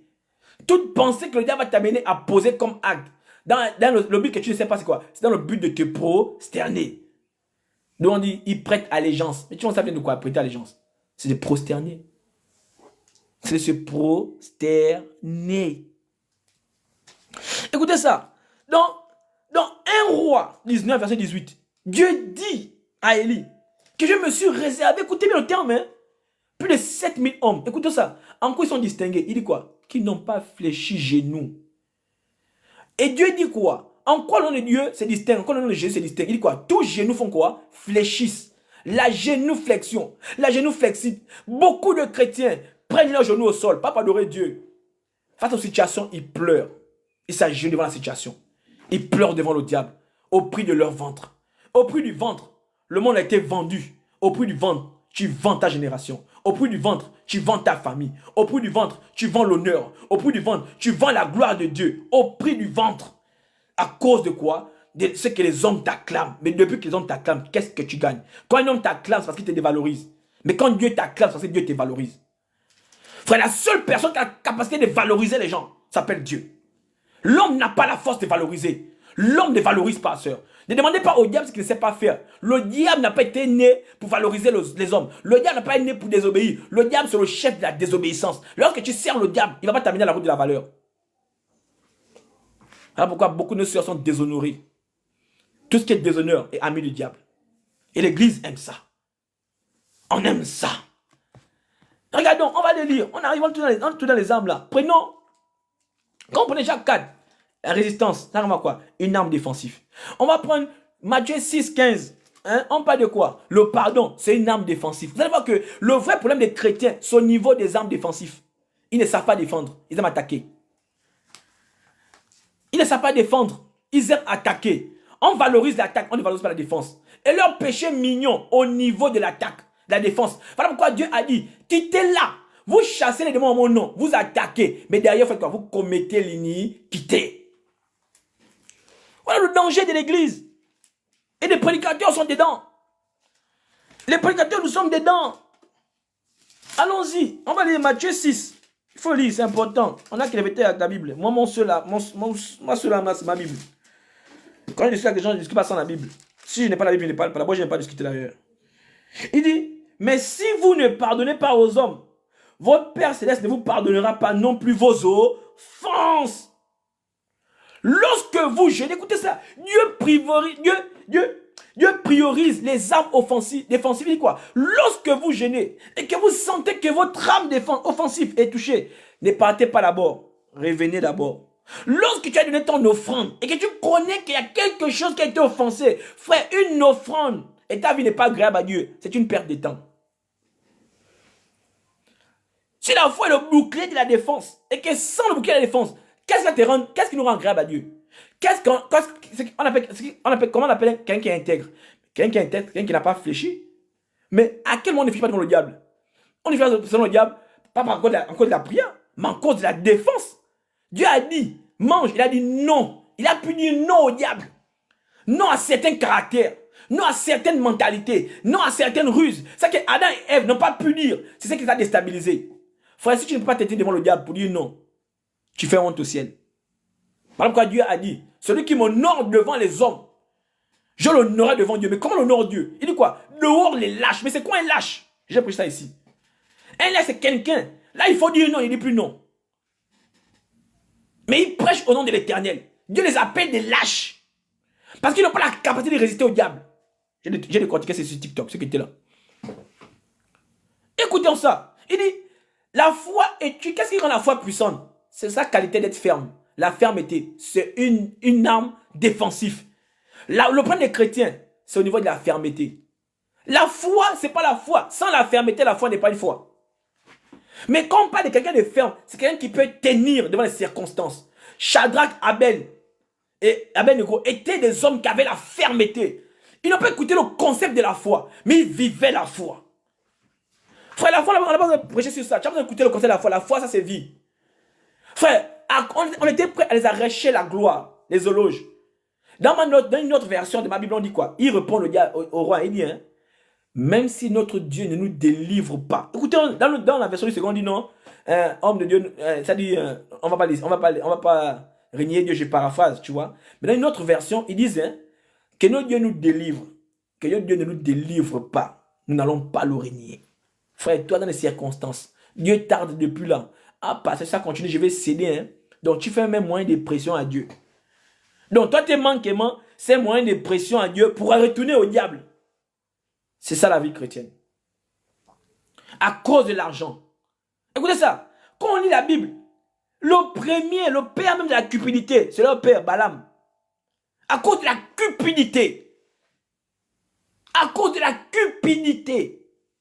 Tu as compromis ton onction. L'église est dans la compromis. La cupidité sont dans le compromis. À cause de la cupidité. À cause des moyens qui ne glorifient pas Dieu. Parce que quoi? Ils veulent plaire aux hommes. Frère, l'apôtre Paul dit que si je vivais encore Christ pour plaire aux hommes, je ne suis pas un enfant de Dieu. Tu ne peux pas être serviteur de Dieu si tu veux pour plaire aux hommes. Quand Saül a voulu vivre pour plaire aux hommes, Dieu l'a vomi. Dieu l'a vomi. Quand Moïse a fait les choses pour plaire à la population, il a raté la terre promise. Attention. Ne faites pas les choses pour plaire aux hommes. Ne fuis pas les épreuves. Parce que les épreuves, l'épreuve est l'élément qui permet d'aiguiser ta foi. L'épreuve est un outil qui rend ta foi trachante. Beaucoup de personnes, leur foi ne peut plus être trachante. Ils ont la foi, mais c'est plus trachant. Voilà pourquoi Jacques a dit quoi? La foi sans les œufs, non, tu peux avoir la foi. Mais c'est une foi morte. Mais pourquoi? Parce que lorsque tu fuis les épreuves, ton couteau, la lame s'affaiblit. Ton couteau, la lame s'affaiblit. C'est ça l'église d'aujourd'hui. Vous allez voir que les chrétiens pêchent dans les armes défensives. Ils ont du mal à pardonner. Vous allez voir que donc, voilà pourquoi il est important de se focaliser d'abord sur les armes défensives. Pourquoi Jésus a pris 30 ans avant de se manifester? Parce qu'il a travaillé son intérieur. Il grandissait en sagesse. Donc il comprenait qu'il va vivre des dangers. Voilà pourquoi quand Dieu appelait Paul, la première chose qu'il a montré à Paul, c'est quoi? C'est qu'il allait vivre. Paul dit qu'il m'a montré les tribulations auxquelles j'allais faire face. Donc Dieu a poussé à Paul à travailler son arme défensive avant d'aller attaquer. Mais beaucoup veulent attaquer le diable. Ils ne sont pas prêts. Voilà pourquoi lorsque Élisabeth a enfanté, elle est tombée enceinte, quoi? Elle s'est cachée pendant un temps. Frère, prends le temps de te cacher. Lorsque tu comprends que le diable peut t'atteindre par certains caractères, par certains critères, assieds-toi. Travaille là où le diable peut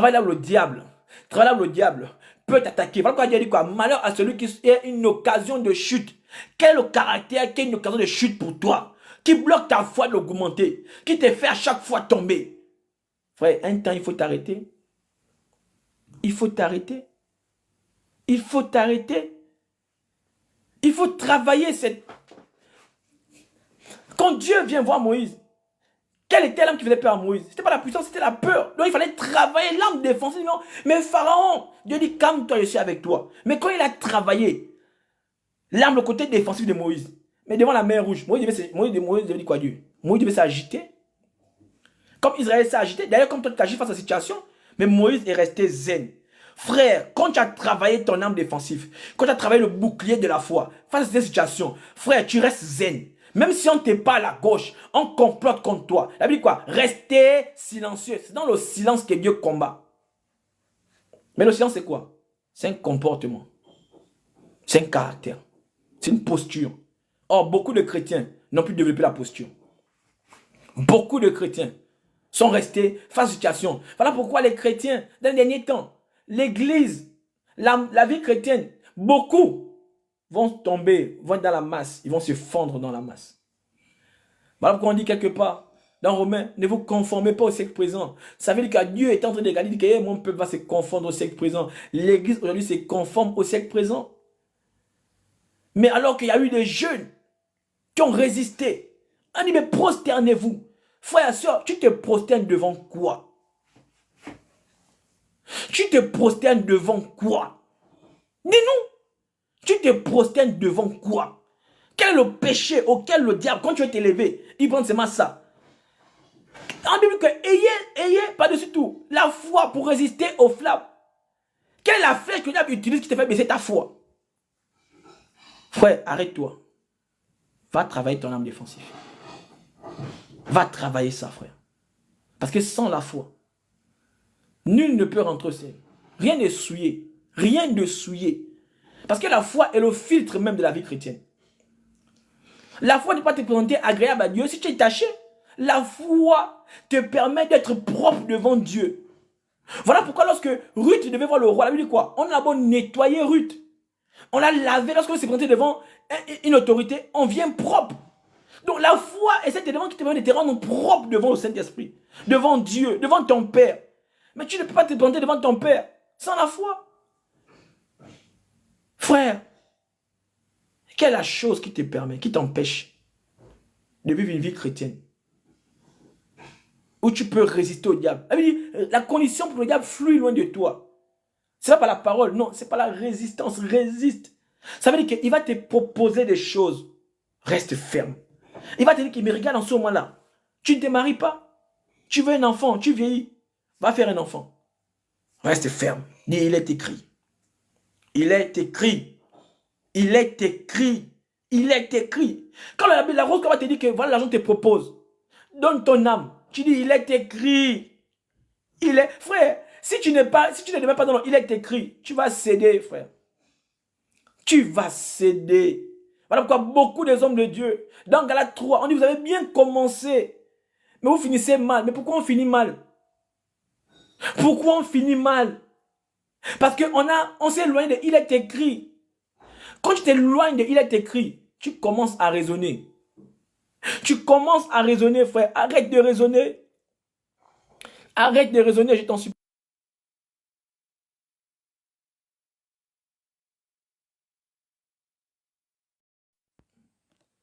Arrête de raisonner, frère. Je vous en supplie. Je vous en supplie. Je vous en supplie. Je vous en prie. Je vous en supplie encore. Il est beau d'avoir des armes défensives.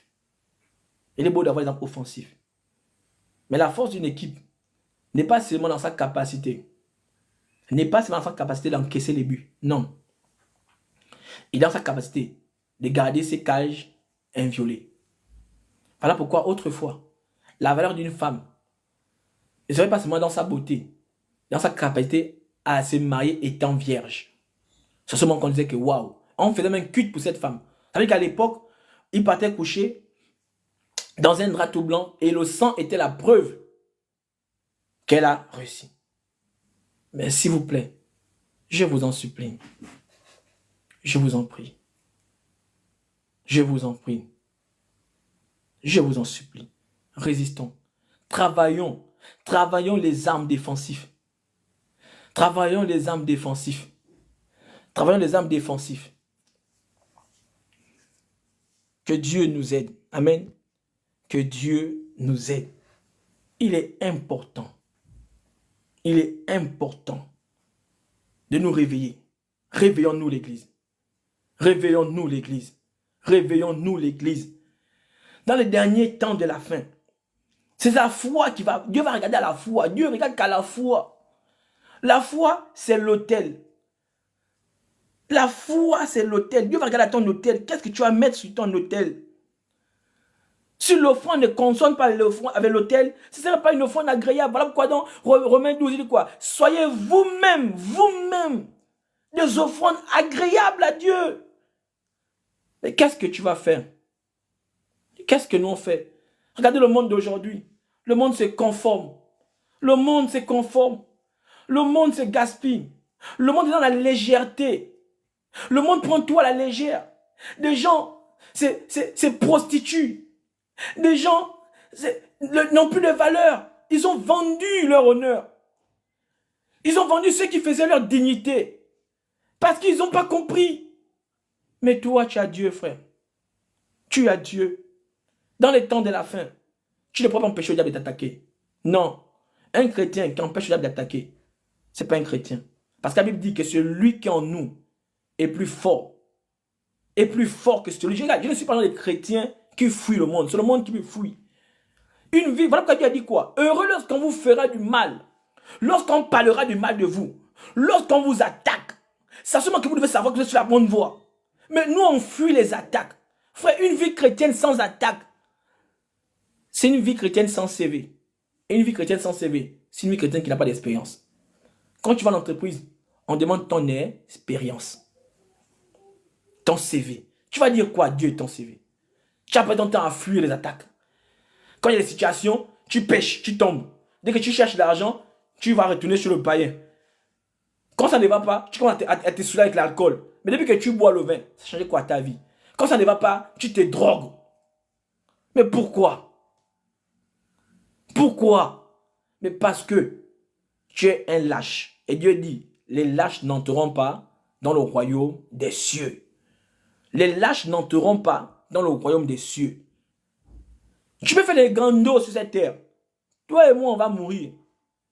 Mes frères, pour entrer au ciel, il faut que tu limes tous les jours ton bouclier. Parce qu'au combat, pour caler les balles, tu aurais besoin du bouclier. Au combat, on ne tire pas seulement. Au combat, avant de tirer, on s'arrange d'être bien caché. Si tu n'es pas bien caché et tu tires de manière exposée, si tu cherches les démons de manière exposée, frère, ta vie va être exposée. Rappelez-vous les fils de Séba. Ils ont dû chasser au nom de Paul. Mais leur vie était exposée. Frère, va d'abord te cacher. Cache-toi. Travaille ton intérieur. Voilà pourquoi Jésus a dit aux pharisiens, race d'incrédules, vous êtes décidés à changer l'extérieur. Mais celui qui change l'extérieur ne change pas aussi l'intérieur. Jésus met un accent sur l'intérieur. L'intérieur renvoie aux armes défensives. Tu dois travailler tes armes défensives. Parce que dans les temps de la fin, le diable vient pour attaquer comme jamais l'église. Écoutez ça, la Bible dit que dans les derniers temps, les choses sales, le monde va applaudir au nom de la légalité, au nom de la conformité, au nom de la liberté. Mais la Bible dit que ce que l'homme appelle bon, pour Dieu, c'est quelque chose qui amène vers quoi? Vers la mort. C'est parce que le monde accepte que ce que tu fais, c'est vrai. La vraie question, pour savoir ce que tu fais, si c'est vrai, tu n'as que la Bible. Arrête de te conformer au monde. La Bible dit quoi? Dieu est ramené au diable pour dire, il est écrit. Mais Dieu n'a pas fait ça pour le diable. Dieu a fait ça pour toi, chrétien. Pour te dire que ce que tu dois répondre, c'est, il est écrit. Mais est-ce que tu peux encore dire, il est écrit? Lorsqu'on perd il est écrit, on se conforme aux choses de ce monde. Lorsqu'on crie, il est écrit, on se conforme aux choses de ce monde. Frère, ce que j'ai vu là, Dieu a vécu ça. Pendant qu'il prêchait, on a de quelle autorité fais-tu ces choses? Alors frère, n'aie pas peur, parce qu'on va te poser des questions. Mais aie peur du fait que tu es le roi de cieux. Donc n'aie pas peur que les gens vont se lever contre toi. Il faudrait que les gens se lèvent contre toi. Mais aie peur que le ciel ne te connaît pas. Frère, n'aie pas peur de celui qui peut t'enlever, qui peut tuer ton âme et ton esprit, ton corps.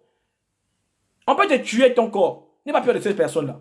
Shadrach, Abednego, n'avez pas peur de perdre leurs éloges. Frère, ma vie m'est un gain. Je n'ai rien à prouver dans ce monde. Mais ce que j'ai à prouver, c'est de chercher Dieu comme jamais. Frère, dans ce temps de la fin, regarde si ton bouclier de la foi est activé.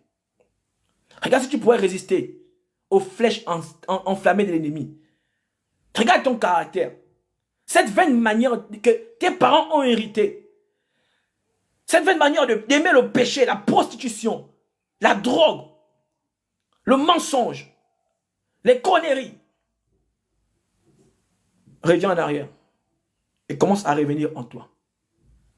Commence à revenir en toi. Parce que dans les derniers temps, la Bible dit, les gens ne vont pas perdre la foi. Non. Les gens vont perdre quelque chose. Les gens vont perdre quelque chose. Les gens vont perdre quelque chose. Les gens vont perdre la foi. Frère, n'aie pas peur du don. Dans le dernier temps, le diable va regarder le don. Le diable s'en fout du don. Combien de personnes vont en faire avec le don? Le don, c'est pas un baromètre pour voir ta température. Non, c'est la foi. Je dis que pour ceux qui n'étaient pas le début de la foi, à différents contextes. La foi que tu utilises pour guérir les malades, n'est pas la même foi que tu vas utiliser pour lutter.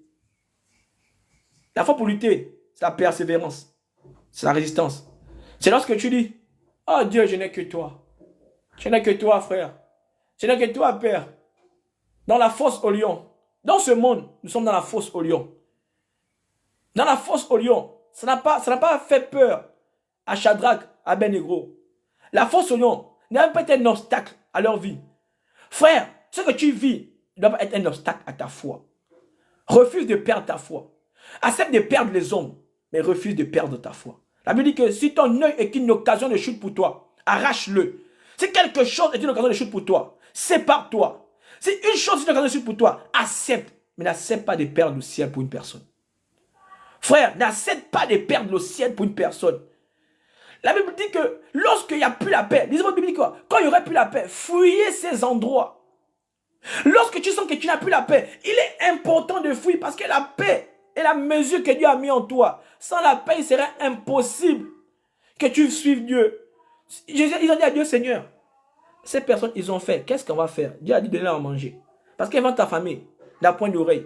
Si ton esprit n'a pas à manger, comment tu veux qu'il puisse avoir la foi? Car ce qui nourrit ta foi, c'est la parole de Dieu. Beaucoup de chrétiens, papa, je n'arrive pas à résister au diable. Mais c'est parce que ton esprit a faim. Celui qui a faim ne peut pas résister. Celui qui a faim ne parle pas beaucoup. Celui qui a faim ne regarde pas trop. Celui qui a faim passe son temps à dormir. Et beaucoup de chrétiens passent leur temps à dormir. Pourquoi? Parce que leur esprit n'est pas nourri. Frère, tu ne peux pas aller au combat. Ouais, remarquez les policiers, quand une armée va en guerre. Ça se voit quand on passe le temps à réviser les armes, à regarder beaucoup de choses. Même quand un président voyage, on vérifie toujours. Mais avant d'aller à la guerre, tu dois vérifier tes armes, ton armure. Et beaucoup de chrétiens, leurs armures sont en défaillance, sont vieilles, ils n'ont pas renouvelé l'armure. Beaucoup n'ont pas renouvelé la foi en Christ. Et Dieu dit, dans les derniers temps, est-ce que je vais trouver la foi? Frère, tu auras le miracle. Écoutons ça, lisons 1 Corinthiens 13, il dit quoi? Quand tu auras le miracle, écoutez bien, quand tu auras le don de guérison, le don, même les connaissances, même quand tu auras la foi de dépasser les montagnes, c'est pas cette foi-là qui t'amène au ciel. Il dit même quand tu auras la foi de dépasser les montagnes, si tu n'as pas l'amour, cela ne sert à rien. Mais quel genre d'amour on parle? Quel type d'amour on parle? Et à quel moment on peut avoir l'amour pour Dieu? Mais lorsqu'on a la foi qui nous permet de résister, les armes défensives protègent notre amour pour Dieu. Les armes défensives protègent notre amour pour Dieu. Mais si tu n'as pas d'armes offensives, tu vas entrer dans ta propre personne. Dans les églises, on ne pardonne plus les autres. Le pasteur a une dent contre l'autre. Le prophète a une dent contre l'autre. Mais il continue à prophétiser dans le don. Le don est là. Mais ils n'aiment plus les personnes. Ils ont gardé les personnes en otage. Frère, la Bible dit que si vous ne pardonnez pas, Dieu ne vous pardonne pas. Et si tu ne peux pas aller au ciel si Dieu ne t'a pas pardonné. Parce que pour rentrer au ciel, la condition pour rentrer au ciel, le pardon fait partie des clés qui donnent l'accès au ciel. Donc les armes défensives, lorsqu'elles sont bien entretenues, sont des clés qui te permettent de rentrer au ciel. La foi est une arme défensive qui te permet de rentrer au ciel. Le pardon est une arme défensive qui te permet de rentrer au ciel. La résistance est une arme défensive qui te permet de rentrer au ciel. Parce que si tu pratiques bien tes armes défensives, tu ne pourrais pas tomber devant le diable. Et Dieu va dire, comme il a dit à Élie, je me suis réservé 7000 personnes, comme Noé qui a résisté, comme Daniel qui a résisté, comme Joseph qui a résisté, comme Jésus qui a résisté, comme Pierre qui a résisté. Frère, pour résister, il faut avoir des armes défensives.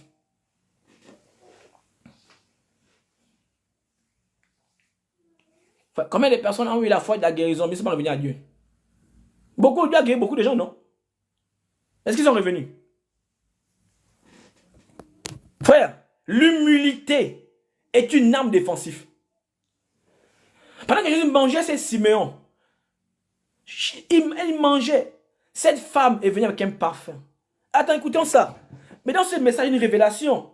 On dit qu'elle est venue pour un parfum de quoi? De la sépulture. Elle annonçait la mort de Jésus avant qu'il ne meure. Elle a eu la révélation. Écoute, les armes défensives te permettent de rentrer dans une révélation. Voilà pourquoi Jésus a dit quoi? Gardez votre cœur pur. Or, tu ne peux pas garder ton cœur pur si tu n'utilises pas des armes défensives. Mais tu peux manifester le don sans avoir un cœur pur. Dieu dit, gardez votre cœur pur, car ceux-là verront Dieu. Frère, pour garder un cœur pur, tu dois marcher avec des armes défensives. Voilà pourquoi on a beaucoup de prédicateurs, mais leur cœur n'est plus pur. Or, la condition pour voir Dieu, c'est d'avoir le cœur pur. Et le cœur pur ne dépend pas des armes défensives. Dépend des armes, pas offensives mais défensives. Voilà pourquoi à la croix, quand ils ont dit Seigneur, qu'est-ce qu'il faut faire? Dire Père, pardonne-leur. Dieu, non même sa dernière, pendant qu'il était sur la terre, lors de la croix, les derniers mots qu'il a donnés, il a manifesté les armes défensives. Or, tu ne peux pas manifester l'amour si tu n'es pas ami des armes défensives. Parce que l'amour n'attaque pas. L'amour protège. L'amour protège. Combien savent protéger? Il est facile d'attaquer, mais combien savent protéger? Et tu ne peux pas pardonner si tu n'es pas un protecteur. Voilà pourquoi Dieu nous protège. Voilà pourquoi personne sur la terre comme Dieu ne peut nous protéger comme Dieu. Parce que Dieu est amour. On ne peut pas manifester l'amour si on ne sait pas protéger. Vous savez, rapidement, j'ai fermé une parenthèse. J'étais en train de me laver. Dans ma douche là, c'est parfois j'ai mes révélations. Et il me parlait. Hier, j'étais avec ma femme quelque part. Et pendant qu'on parlait, il m'a montré des révélations sur le mariage. Vraiment magnifique. J'ai eu des révélations pas possibles, soutenues. Et pendant que je me lavais, il m'a dit quelque chose de rapide. C'est pour qui je parle ça, mais comprends ce que je vais dire. Et il m'a dit que l'homme, normalement, c'est le protecteur de la femme. J'ai dit oui. Il m'a dit, mais avant que l'homme ne protège la femme de ses parents, la première chose que l'homme doit protéger sa femme, de sa propre bouche. Parce que le danger dans la vie d'un couple, c'est la bouche de l'homme. Voilà pourquoi dans Jérémie on dit quoi? Venons, associons-nous, tuons Jérémie avec la bouche. Donc, au lieu de protéger les femmes contre d'abord leur famille, protège d'abord la femme contre les mauvaises vaines manières que tu as de toi. Si tu n'es pas le premier protecteur de ta femme, tu vas la protéger de qui? J'ai fait la parenthèse. C'est bon que Dieu m'a donné. Et le problème, vous voyez que donc, si on rate la terre promise, ce n'est pas encore de la puissance qu'on a manifestée, non. C'est parce qu'on n'a pas protégé nos cœurs plus que tout. La Bible a dit quoi? Quittez derrière le monde, vous qui commettez l'iniquité. On honore Dieu. Comment on honore Dieu? On honore Dieu dans notre capacité de résister au péché. Un enfant n'honore ses parents, mais prenons l'exemple. Quand un enfant travaille à l'école, il honore le parent, non. on honore bien les parents. Pour honorer Dieu, c'est dans ta manière de résister au diable. Dieu ne fait pas l'éloge de ceux qui tombent. Dieu fait les éloges de ceux qui résistent au diable. Voilà pourquoi Dieu a dit, celui-ci est mon fils, il fait toute ma joie. Dieu témoigne. Lorsqu'un enfant fait sa joie, est-ce que tu fais la joie de Dieu? Voilà pourquoi on dit dans Romains 2, que c'est à cause de nous que le nom de Jésus-Christ est blasphémé. Est-ce que tu as un enfant qui fait la joie de ton parent? On reconnaît un enfant bien éduqué par son caractère, le caractère à l'intérieur, les âmes défensives. On parle bien des parents à cause d'un enfant. Et on peut aussi parler mal des parents à cause d'un enfant. Et non les fils de Dieu. Est-ce qu'à cause de toi, on parle bien de Dieu? Est-ce que tu fais partie des personnes que le diable se moque de Dieu? Ou bien Dieu se vante devant le diable de toi? Combien de personnes peuvent être comme Job? Quand les gens disent que non, comme pas des épreuves, et comme pas des chrétiens, pas des épreuves, et pas des Job, attention! Avant de parler de Job, il faut d'abord te rassurer que tu réponds aux 4 critères de Job. Parce qu'avant que le diable n'attaque Job, ce qui attire le diable chez Job, ce sont ces 4 critères. Et quand il attaque Job, Dieu était tellement fier. Vous savez pourquoi? Parce que Dieu savait une chose, que Job avait travaillé sa défensive. Et même quand la femme a dit, réunis Dieu. Quand la femme a dit, réunis Dieu, frère, si tu n'as pas travaillé tes armes défensives, dans les situations, tu vas régner Dieu. Tu vas abandonner Dieu. Voilà pourquoi Paul a dit, quelque part, que Démas m'a abandonné. Démas a commencé par la foi. Mais à cause des situations de la vie, Démas est retourné quelque part. Quand le diable va corser ta vie, quand le diable va t'attaquer, est-ce que tu es sûr que tu vas résister? Et on ne résiste pas avec le power. On résiste en train d'encaisser, de caler. On cale les coups. Mais comment tu vas caler si tu n'as pas le bouclier? Comment tu vas caler? C'est beau d'amener l'église à prêcher l'évangile. Mais c'est aussi beau, c'est mieux d'amener les fidèles après nos assemblées à résister au diable. Et tu ne peux pas résister au diable si tu ne nourris pas ta foi. Tu ne nourris pas ta foi. Tu ne peux pas résister au diable. Parce que le diable, c'est le jeu de mots. Tu vas dire quoi au diable? Il est écrit. Tu connais quoi? Il est écrit. C'est ce qui fait fuir le diable. Voilà que la Bible dit dans Ephésiens 6, on n'a plus à lutter contre la chair ou le sang. Donc il y a une autre lutte qui est spirituelle. Mais comment tu vas lutter avec le diable si toi tu n'es pas spirituel? Comment lutter avec un élément spirituel si on n'a pas les armes spirituelles? Donc lorsqu'on passe du temps à ne pas lire la Bible, on ne pourrait pas lutter avec le diable. On ne pourrait rien faire contre le diable. Parce que la Bible nous transforme. Et quelqu'un qui est transformé, quelqu'un qui est renouvelé. Et si Dieu renouvelle ses beautés dans notre vie, ça veut dire que dans notre foi aussi doit être renouvelée. La foi doit avoir des mises à jour. Mais la mise à jour de la foi est pas. La mise à jour de la foi se matérialise dans le fait que tu lis ta Bible presque constamment. Voilà pourquoi la Bible dit que Samuel n'a laissé tomber aucune miette de la parole de Dieu. Voilà pourquoi c'était l'un des prophètes qui ont marqué la Bible. Parce qu'au dépend de tout, pendant que ces enfants ont négligé, pendant que les enfants de David ont négligé, Salomon est en train de travailler dans la Bible. Frère, la sagesse ne s'acquiert pas par la prière. La prière ne t'exclut pas de l'ignorance. Le jeûne ne t'exclut pas de l'ignorance. Il faut les refaire. Mais c'est la parole qui te fait sortir de l'ignorance. Mon peuple périt faute de connaissance. C'est parce qu'ils n'ont pas la parole qu'ils ne savent pas qui ils sont. Frère, c'est la parole, c'est le seul élément qui te fait sortir de l'ignorance. Mais dans nos églises, on a peu de brebis qui aiment lire. Voilà pourquoi où il y a les pasteurs qui les bouffent, ils sont dedans. Ils sont attirés par le faux. Le but n'est pas le pasteur. Le but, c'est que les brebis n'aiment pas lire. Tout ce qu'on dit, ils répètent comme les perroquets. Frère, soyez comme les chrétiens des Béry. Vérifions tout. Tout ce qui n'est pas justifié. Il n'y a pas une prédication qui n'est pas justifiée dans l'Ancien Testament. Le Nouveau Testament vient compléter l'Ancien Testament. Donc, si on prend dans le Nouveau Testament, il y a forcément quelque chose qui change sur ça. Mais comme nos chrétiens, on est partisans de moins efforts. Et le diable aime ça. Parce que le diable ne va pas arrêter de rôder pour toi. Non. On aime le mouvement dans l'église. On aime le show. Mais à cause du show, on n'aurait plus de vrais chrétiens. Ils seront une minorité. Voilà pourquoi quelque part on dit que même quand les enfants d'Israël vont être comme des sables, des grains de sable, c'est une partie qui va être sauvée. Maintenant, imaginons-nous. Pourquoi? Parce qu'à cause des choses de ce monde. Le diable a réussi à faire baisser la foi de l'homme à cause des choses de ce monde. Il a dit à Ève, Si tu manges ça, tu serais comme moi. Mais à toi, qu'est-ce qu'il dit? Si tu manges ça, tu n'aurais plus faim. Tu as mangé, tu n'as plus eu faim. Demain, tu as encore eu faim. Tu vas te prostituer. Tu perds ton honneur. On n'aime plus lorsqu'on prêche sur le péché. Non. On n'aime plus lorsqu'on prêche. On est sauvés tous par la grâce. Tu es sûr que dans la grâce, les gens ne peuvent pas en enfer. Pourquoi l'enfer ne disparaît pas? Si on est sauvé par la grâce, normalement, le diable a pu vivre. Puisque sa mission est finie. Frère, la Bible dit dans Proverbe que la grâce est trompeuse. Et quelque part, on dit quoi? Ne bafouez pas la grâce de Dieu. Et même Pierre va plus dans un Pierre. Il dit que ceux qui ont goûté à Dieu et qui pêchent, il serait dur encore pour eux. Frère, ayons un papa qui te réprimande. Je t'en supplie. Écoute ce serviteur qui te réprimande.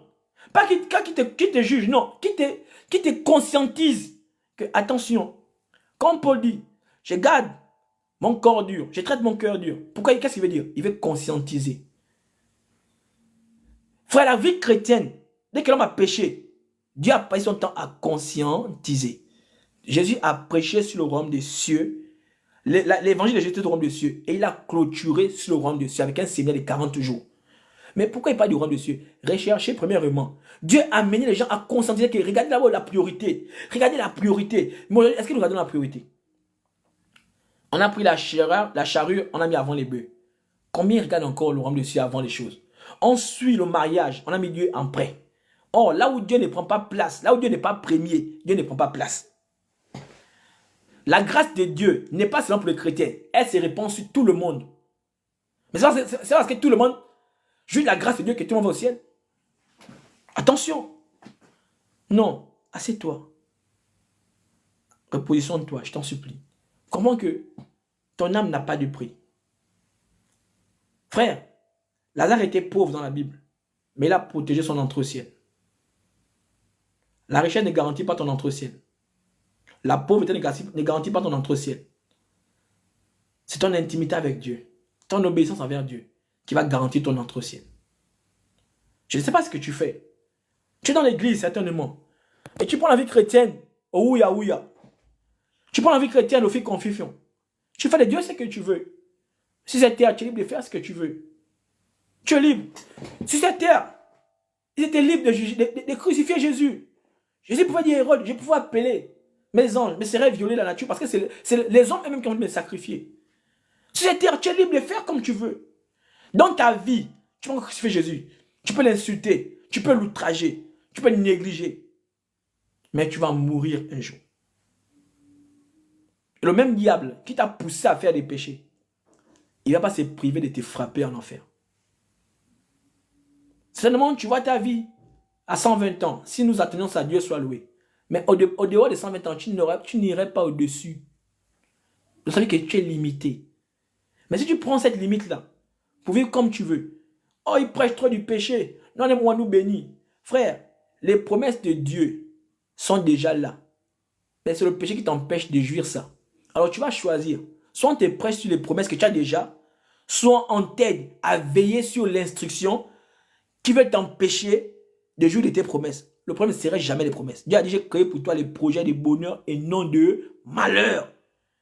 Ce n'est pas Dieu. Mais Dieu t'a dit, choisis la vie. Donc, Dieu t'a informé, Dieu t'a prêché pour que tu veilles sur l'instruction. Parce que celui qui veille sur l'instruction ne peut pas mourir sans jouir des promesses de Dieu.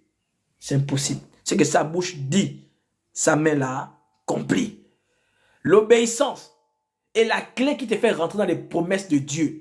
Il dit à Samuel que l'obéissance vaut mieux que le sacrifice. Mais le problème, c'est qu'on aime parler seulement de 1 Samuel 22, verset 15. Mais allez-y au verset 16. Il te démontre à quoi il compare la désobéissance. Et le diable va te pousser à vivre dans la désobéissance. Non, frère. Il est important. Je te conseille dans les temps de la fin d'écouter les personnes qui vont te dire attention. Attention. Voilà pourquoi dans Ecclésiaste, on dit un enfant qui passe son temps dans les maisons où il y a la joie, il n'est pas conscient. Mais quelqu'un qui passe son temps où il y a un mort, il prend conscience de la vie. C'est quand on te rappelle le danger que tu comprends l'importance de la vie. Mais le diable va te pousser à aller à la fête. Parce qu'à la fête, voilà pourquoi on a tué pendant la fête. Parce que pendant la fête, les gens sont distraits. Les gens sont distraits. Le monde est distrait. Beaucoup de chrétiens pêchent pendant la fête. Mais toi, préserve-toi. Tu n'es pas n'importe qui. Tu es une race d'élus. En toi, tu es l'homme le plus valeureux. Je suis en train de terminer en te disant, ne te prosterne plus jamais devant le diable. Parce que tout ce que le diable peut te proposer, tout make-up que le diable peut te proposer, derrière ce make-up, derrière ça, ce qui est caché, c'est te prosterner. Et Dieu dit, fuis toute personne qui adore un autre Dieu. Fuis toutes sortes d'idoles. Fuis l'idolâtrie. Il n'a pas dit que non, va, il dit fuis l'idolâtrie. Pourquoi ce péché, Dieu demande de fuir? Parce que ce péché attise la colère de Dieu dans ta vie. Ce péché attise beaucoup de choses. Le diable, le but du diable, c'est de pousser Dieu à détruire le monde. Le but du diable, c'est de pousser Dieu à te ôter la vie sans que tu te répandes. Parce que le diable a peur que tu te répandes. Mais il n'est pas trop tard. Tu peux encore te repentir. Même aujourd'hui, tu peux encore te repentir. Accepte de renoncer à tout. Cette personne dit à Jésus, Jésus, je vais te suivre. Jésus a dit, allons. Il dit, laisse-moi l'enterrer mon père. Dieu a dit, renonce, allons. Renonce à cette vie. Renonce à cette vie de chienne. Le chien retourne à ses vomis. Renonce à cette vie où tu commences avec Dieu à cause des choses qui deviennent compliquées. Tu retournes dans le monde. Non. Accepte de passer par le désert. Accepte de passer. Le désert, c'est l'étape qui te permet de travailler ton âme défensive. Ne fuis pas les épreuves dans le désert. Passe par le désert. Dans le désert, tu es seul. Dieu va te piétiner. Dieu va te talocher. Dieu va te serrer le cou pour voir si tu vas encore réagir. Et c'est quand tu es mort totalement dans le désert que Dieu maintenant dit, allons parler. Accepte la sœur. Je vais prier pour ces personnes qui ont fui le désert. Ces personnes qui ont sauté l'étape du désert. Où tu es, réponds-toi simplement. Dis à Dieu, Seigneur, quoi que tu fasses, je suis prêt. Qu'est-ce que tu as demandé à mon cœur? Me dis, Seigneur, avant de partir où tu m'envoies, travaille mon intérieur. Travaille, en fait, que je puisse résister au diable, quelles que soient les épreuves de ma vie. Prie à Dieu, Seigneur. Enlève-moi l'amour de mon moi. Tue en moi mon moi. Tue ma chair. Car la chair est faible, mais l'esprit est disposé. Dis à Dieu, je n'ai plus envie de suivre la vie chrétienne avec la chair. J'ai envie de marcher selon l'esprit. Père, je te présente toutes ces personnes qui sont assistées. Ces personnes qui sont parties parce qu'elles avaient des occupations. Je ne suis rien, Père. Je n'ai rien. Mais j'ai l'homme le plus influent du monde. L'homme le plus généreux du monde. L'homme le plus beau du monde. Père, je t'en supplie. Dans les temps de la fin, aide-nous à rester fermes. Père, aide-nous à nous accrocher à la parole de Dieu. Père, aide-nous à nous concentrer à la parole de Dieu. Père, ne permets plus que nous soyons dispersés. Père, aide-nous à nourrir notre foi. Père, nous ne savons pas les épreuves auxquelles nous serons confrontés. Père, si tu connais ce que le diable prépare pour nous. Père, je te supplie. Ne permets pas que nous ayons bien commencé et terminé mal. Nous ne pouvons rien. La Bible nous dit que c'est toi qui crées en nous le vouloir et le pouvoir. Vous savez que de notre force, nous ne pouvons rien, Père. Père, nous tenons notre force. Prends mon corps, prends mon âme, prends mon esprit. Prends la totalité de ma vie. Fais de moi ce que tu veux. Façonne-moi à ton image. Père, équipe-moi, forge-moi, de façon que je sois une âme conçue pour résister à toute attaque du diable. Père, par-dessus tout, donne-moi la patience de résister. Donne-moi la force de supporter toute attaque du diable contre la vie de ces personnes. Donne-leur la force, Père. Forge-les, Père. Travaille leur vie. Travaille leur caractère. Père, je t'en supplie, que le sang de Jésus-Christ nettoie tout ce qui a été, tout ce qui peut être un obstacle. Père, que la parole de Dieu vienne limer toute arme qui a vieilli. Que le sang de Jésus-Christ, qui restaure la vie, qui restaure les âmes, qui restaure l'âge, vienne restaurer leurs âmes que tu as créées. Père, David a dit à Goliath, c'était un combat des âmes. David avait compris que l'âme qu'il avait suffisait. Père, aide-les à prendre conscience des âmes qu'ils ont. Père, David n'avait pas beaucoup d'armes. David avait seulement la fronde, suffisait pour atteindre Goliath. Qu'ils comprennent que la foi suffit pour bloquer toute arme du diable. Père, sans la foi, nous ne sommes rien. Père, dans ce monde, tu as dit à Dieu, préserve-les de ce monde. Mieux que nous, tu connais le monde. Nous, on ne connaît pas le monde. On est né, on a trouvé ce monde. On constate seulement. Mais Père, comme Jésus a dit, préserve-nous du mal. Préserve-nous du piège du mal. Père, protège-les. Veille sur eux. C'est toi qui nous as appelés, Père. C'est toi qui nous as équipés. Équipe-nous chaque jour. Donne-nous des équipements qui sont en conformité, qui sont non pour l'attaque que le diable a prévue. Que l'honneur et la gloire te soient rendus. Au nom de Jésus, Amen, Amen, Amen. Que Dieu vous bénisse. Pour toutes les personnes qui veulent toujours me suivre, c'est les lundis, quand Dieu permet. Lundi, je suis connecté aux environs de 14h30, voire 15h, heure de France. Les mercredis aussi, je suis connecté aux environs de la même heure toujours. C'est les jours auxquels je fais le live. Sauf à les jours imprévus quand il me donne un message. Que Dieu vous bénisse. Bonne journée. Au revoir.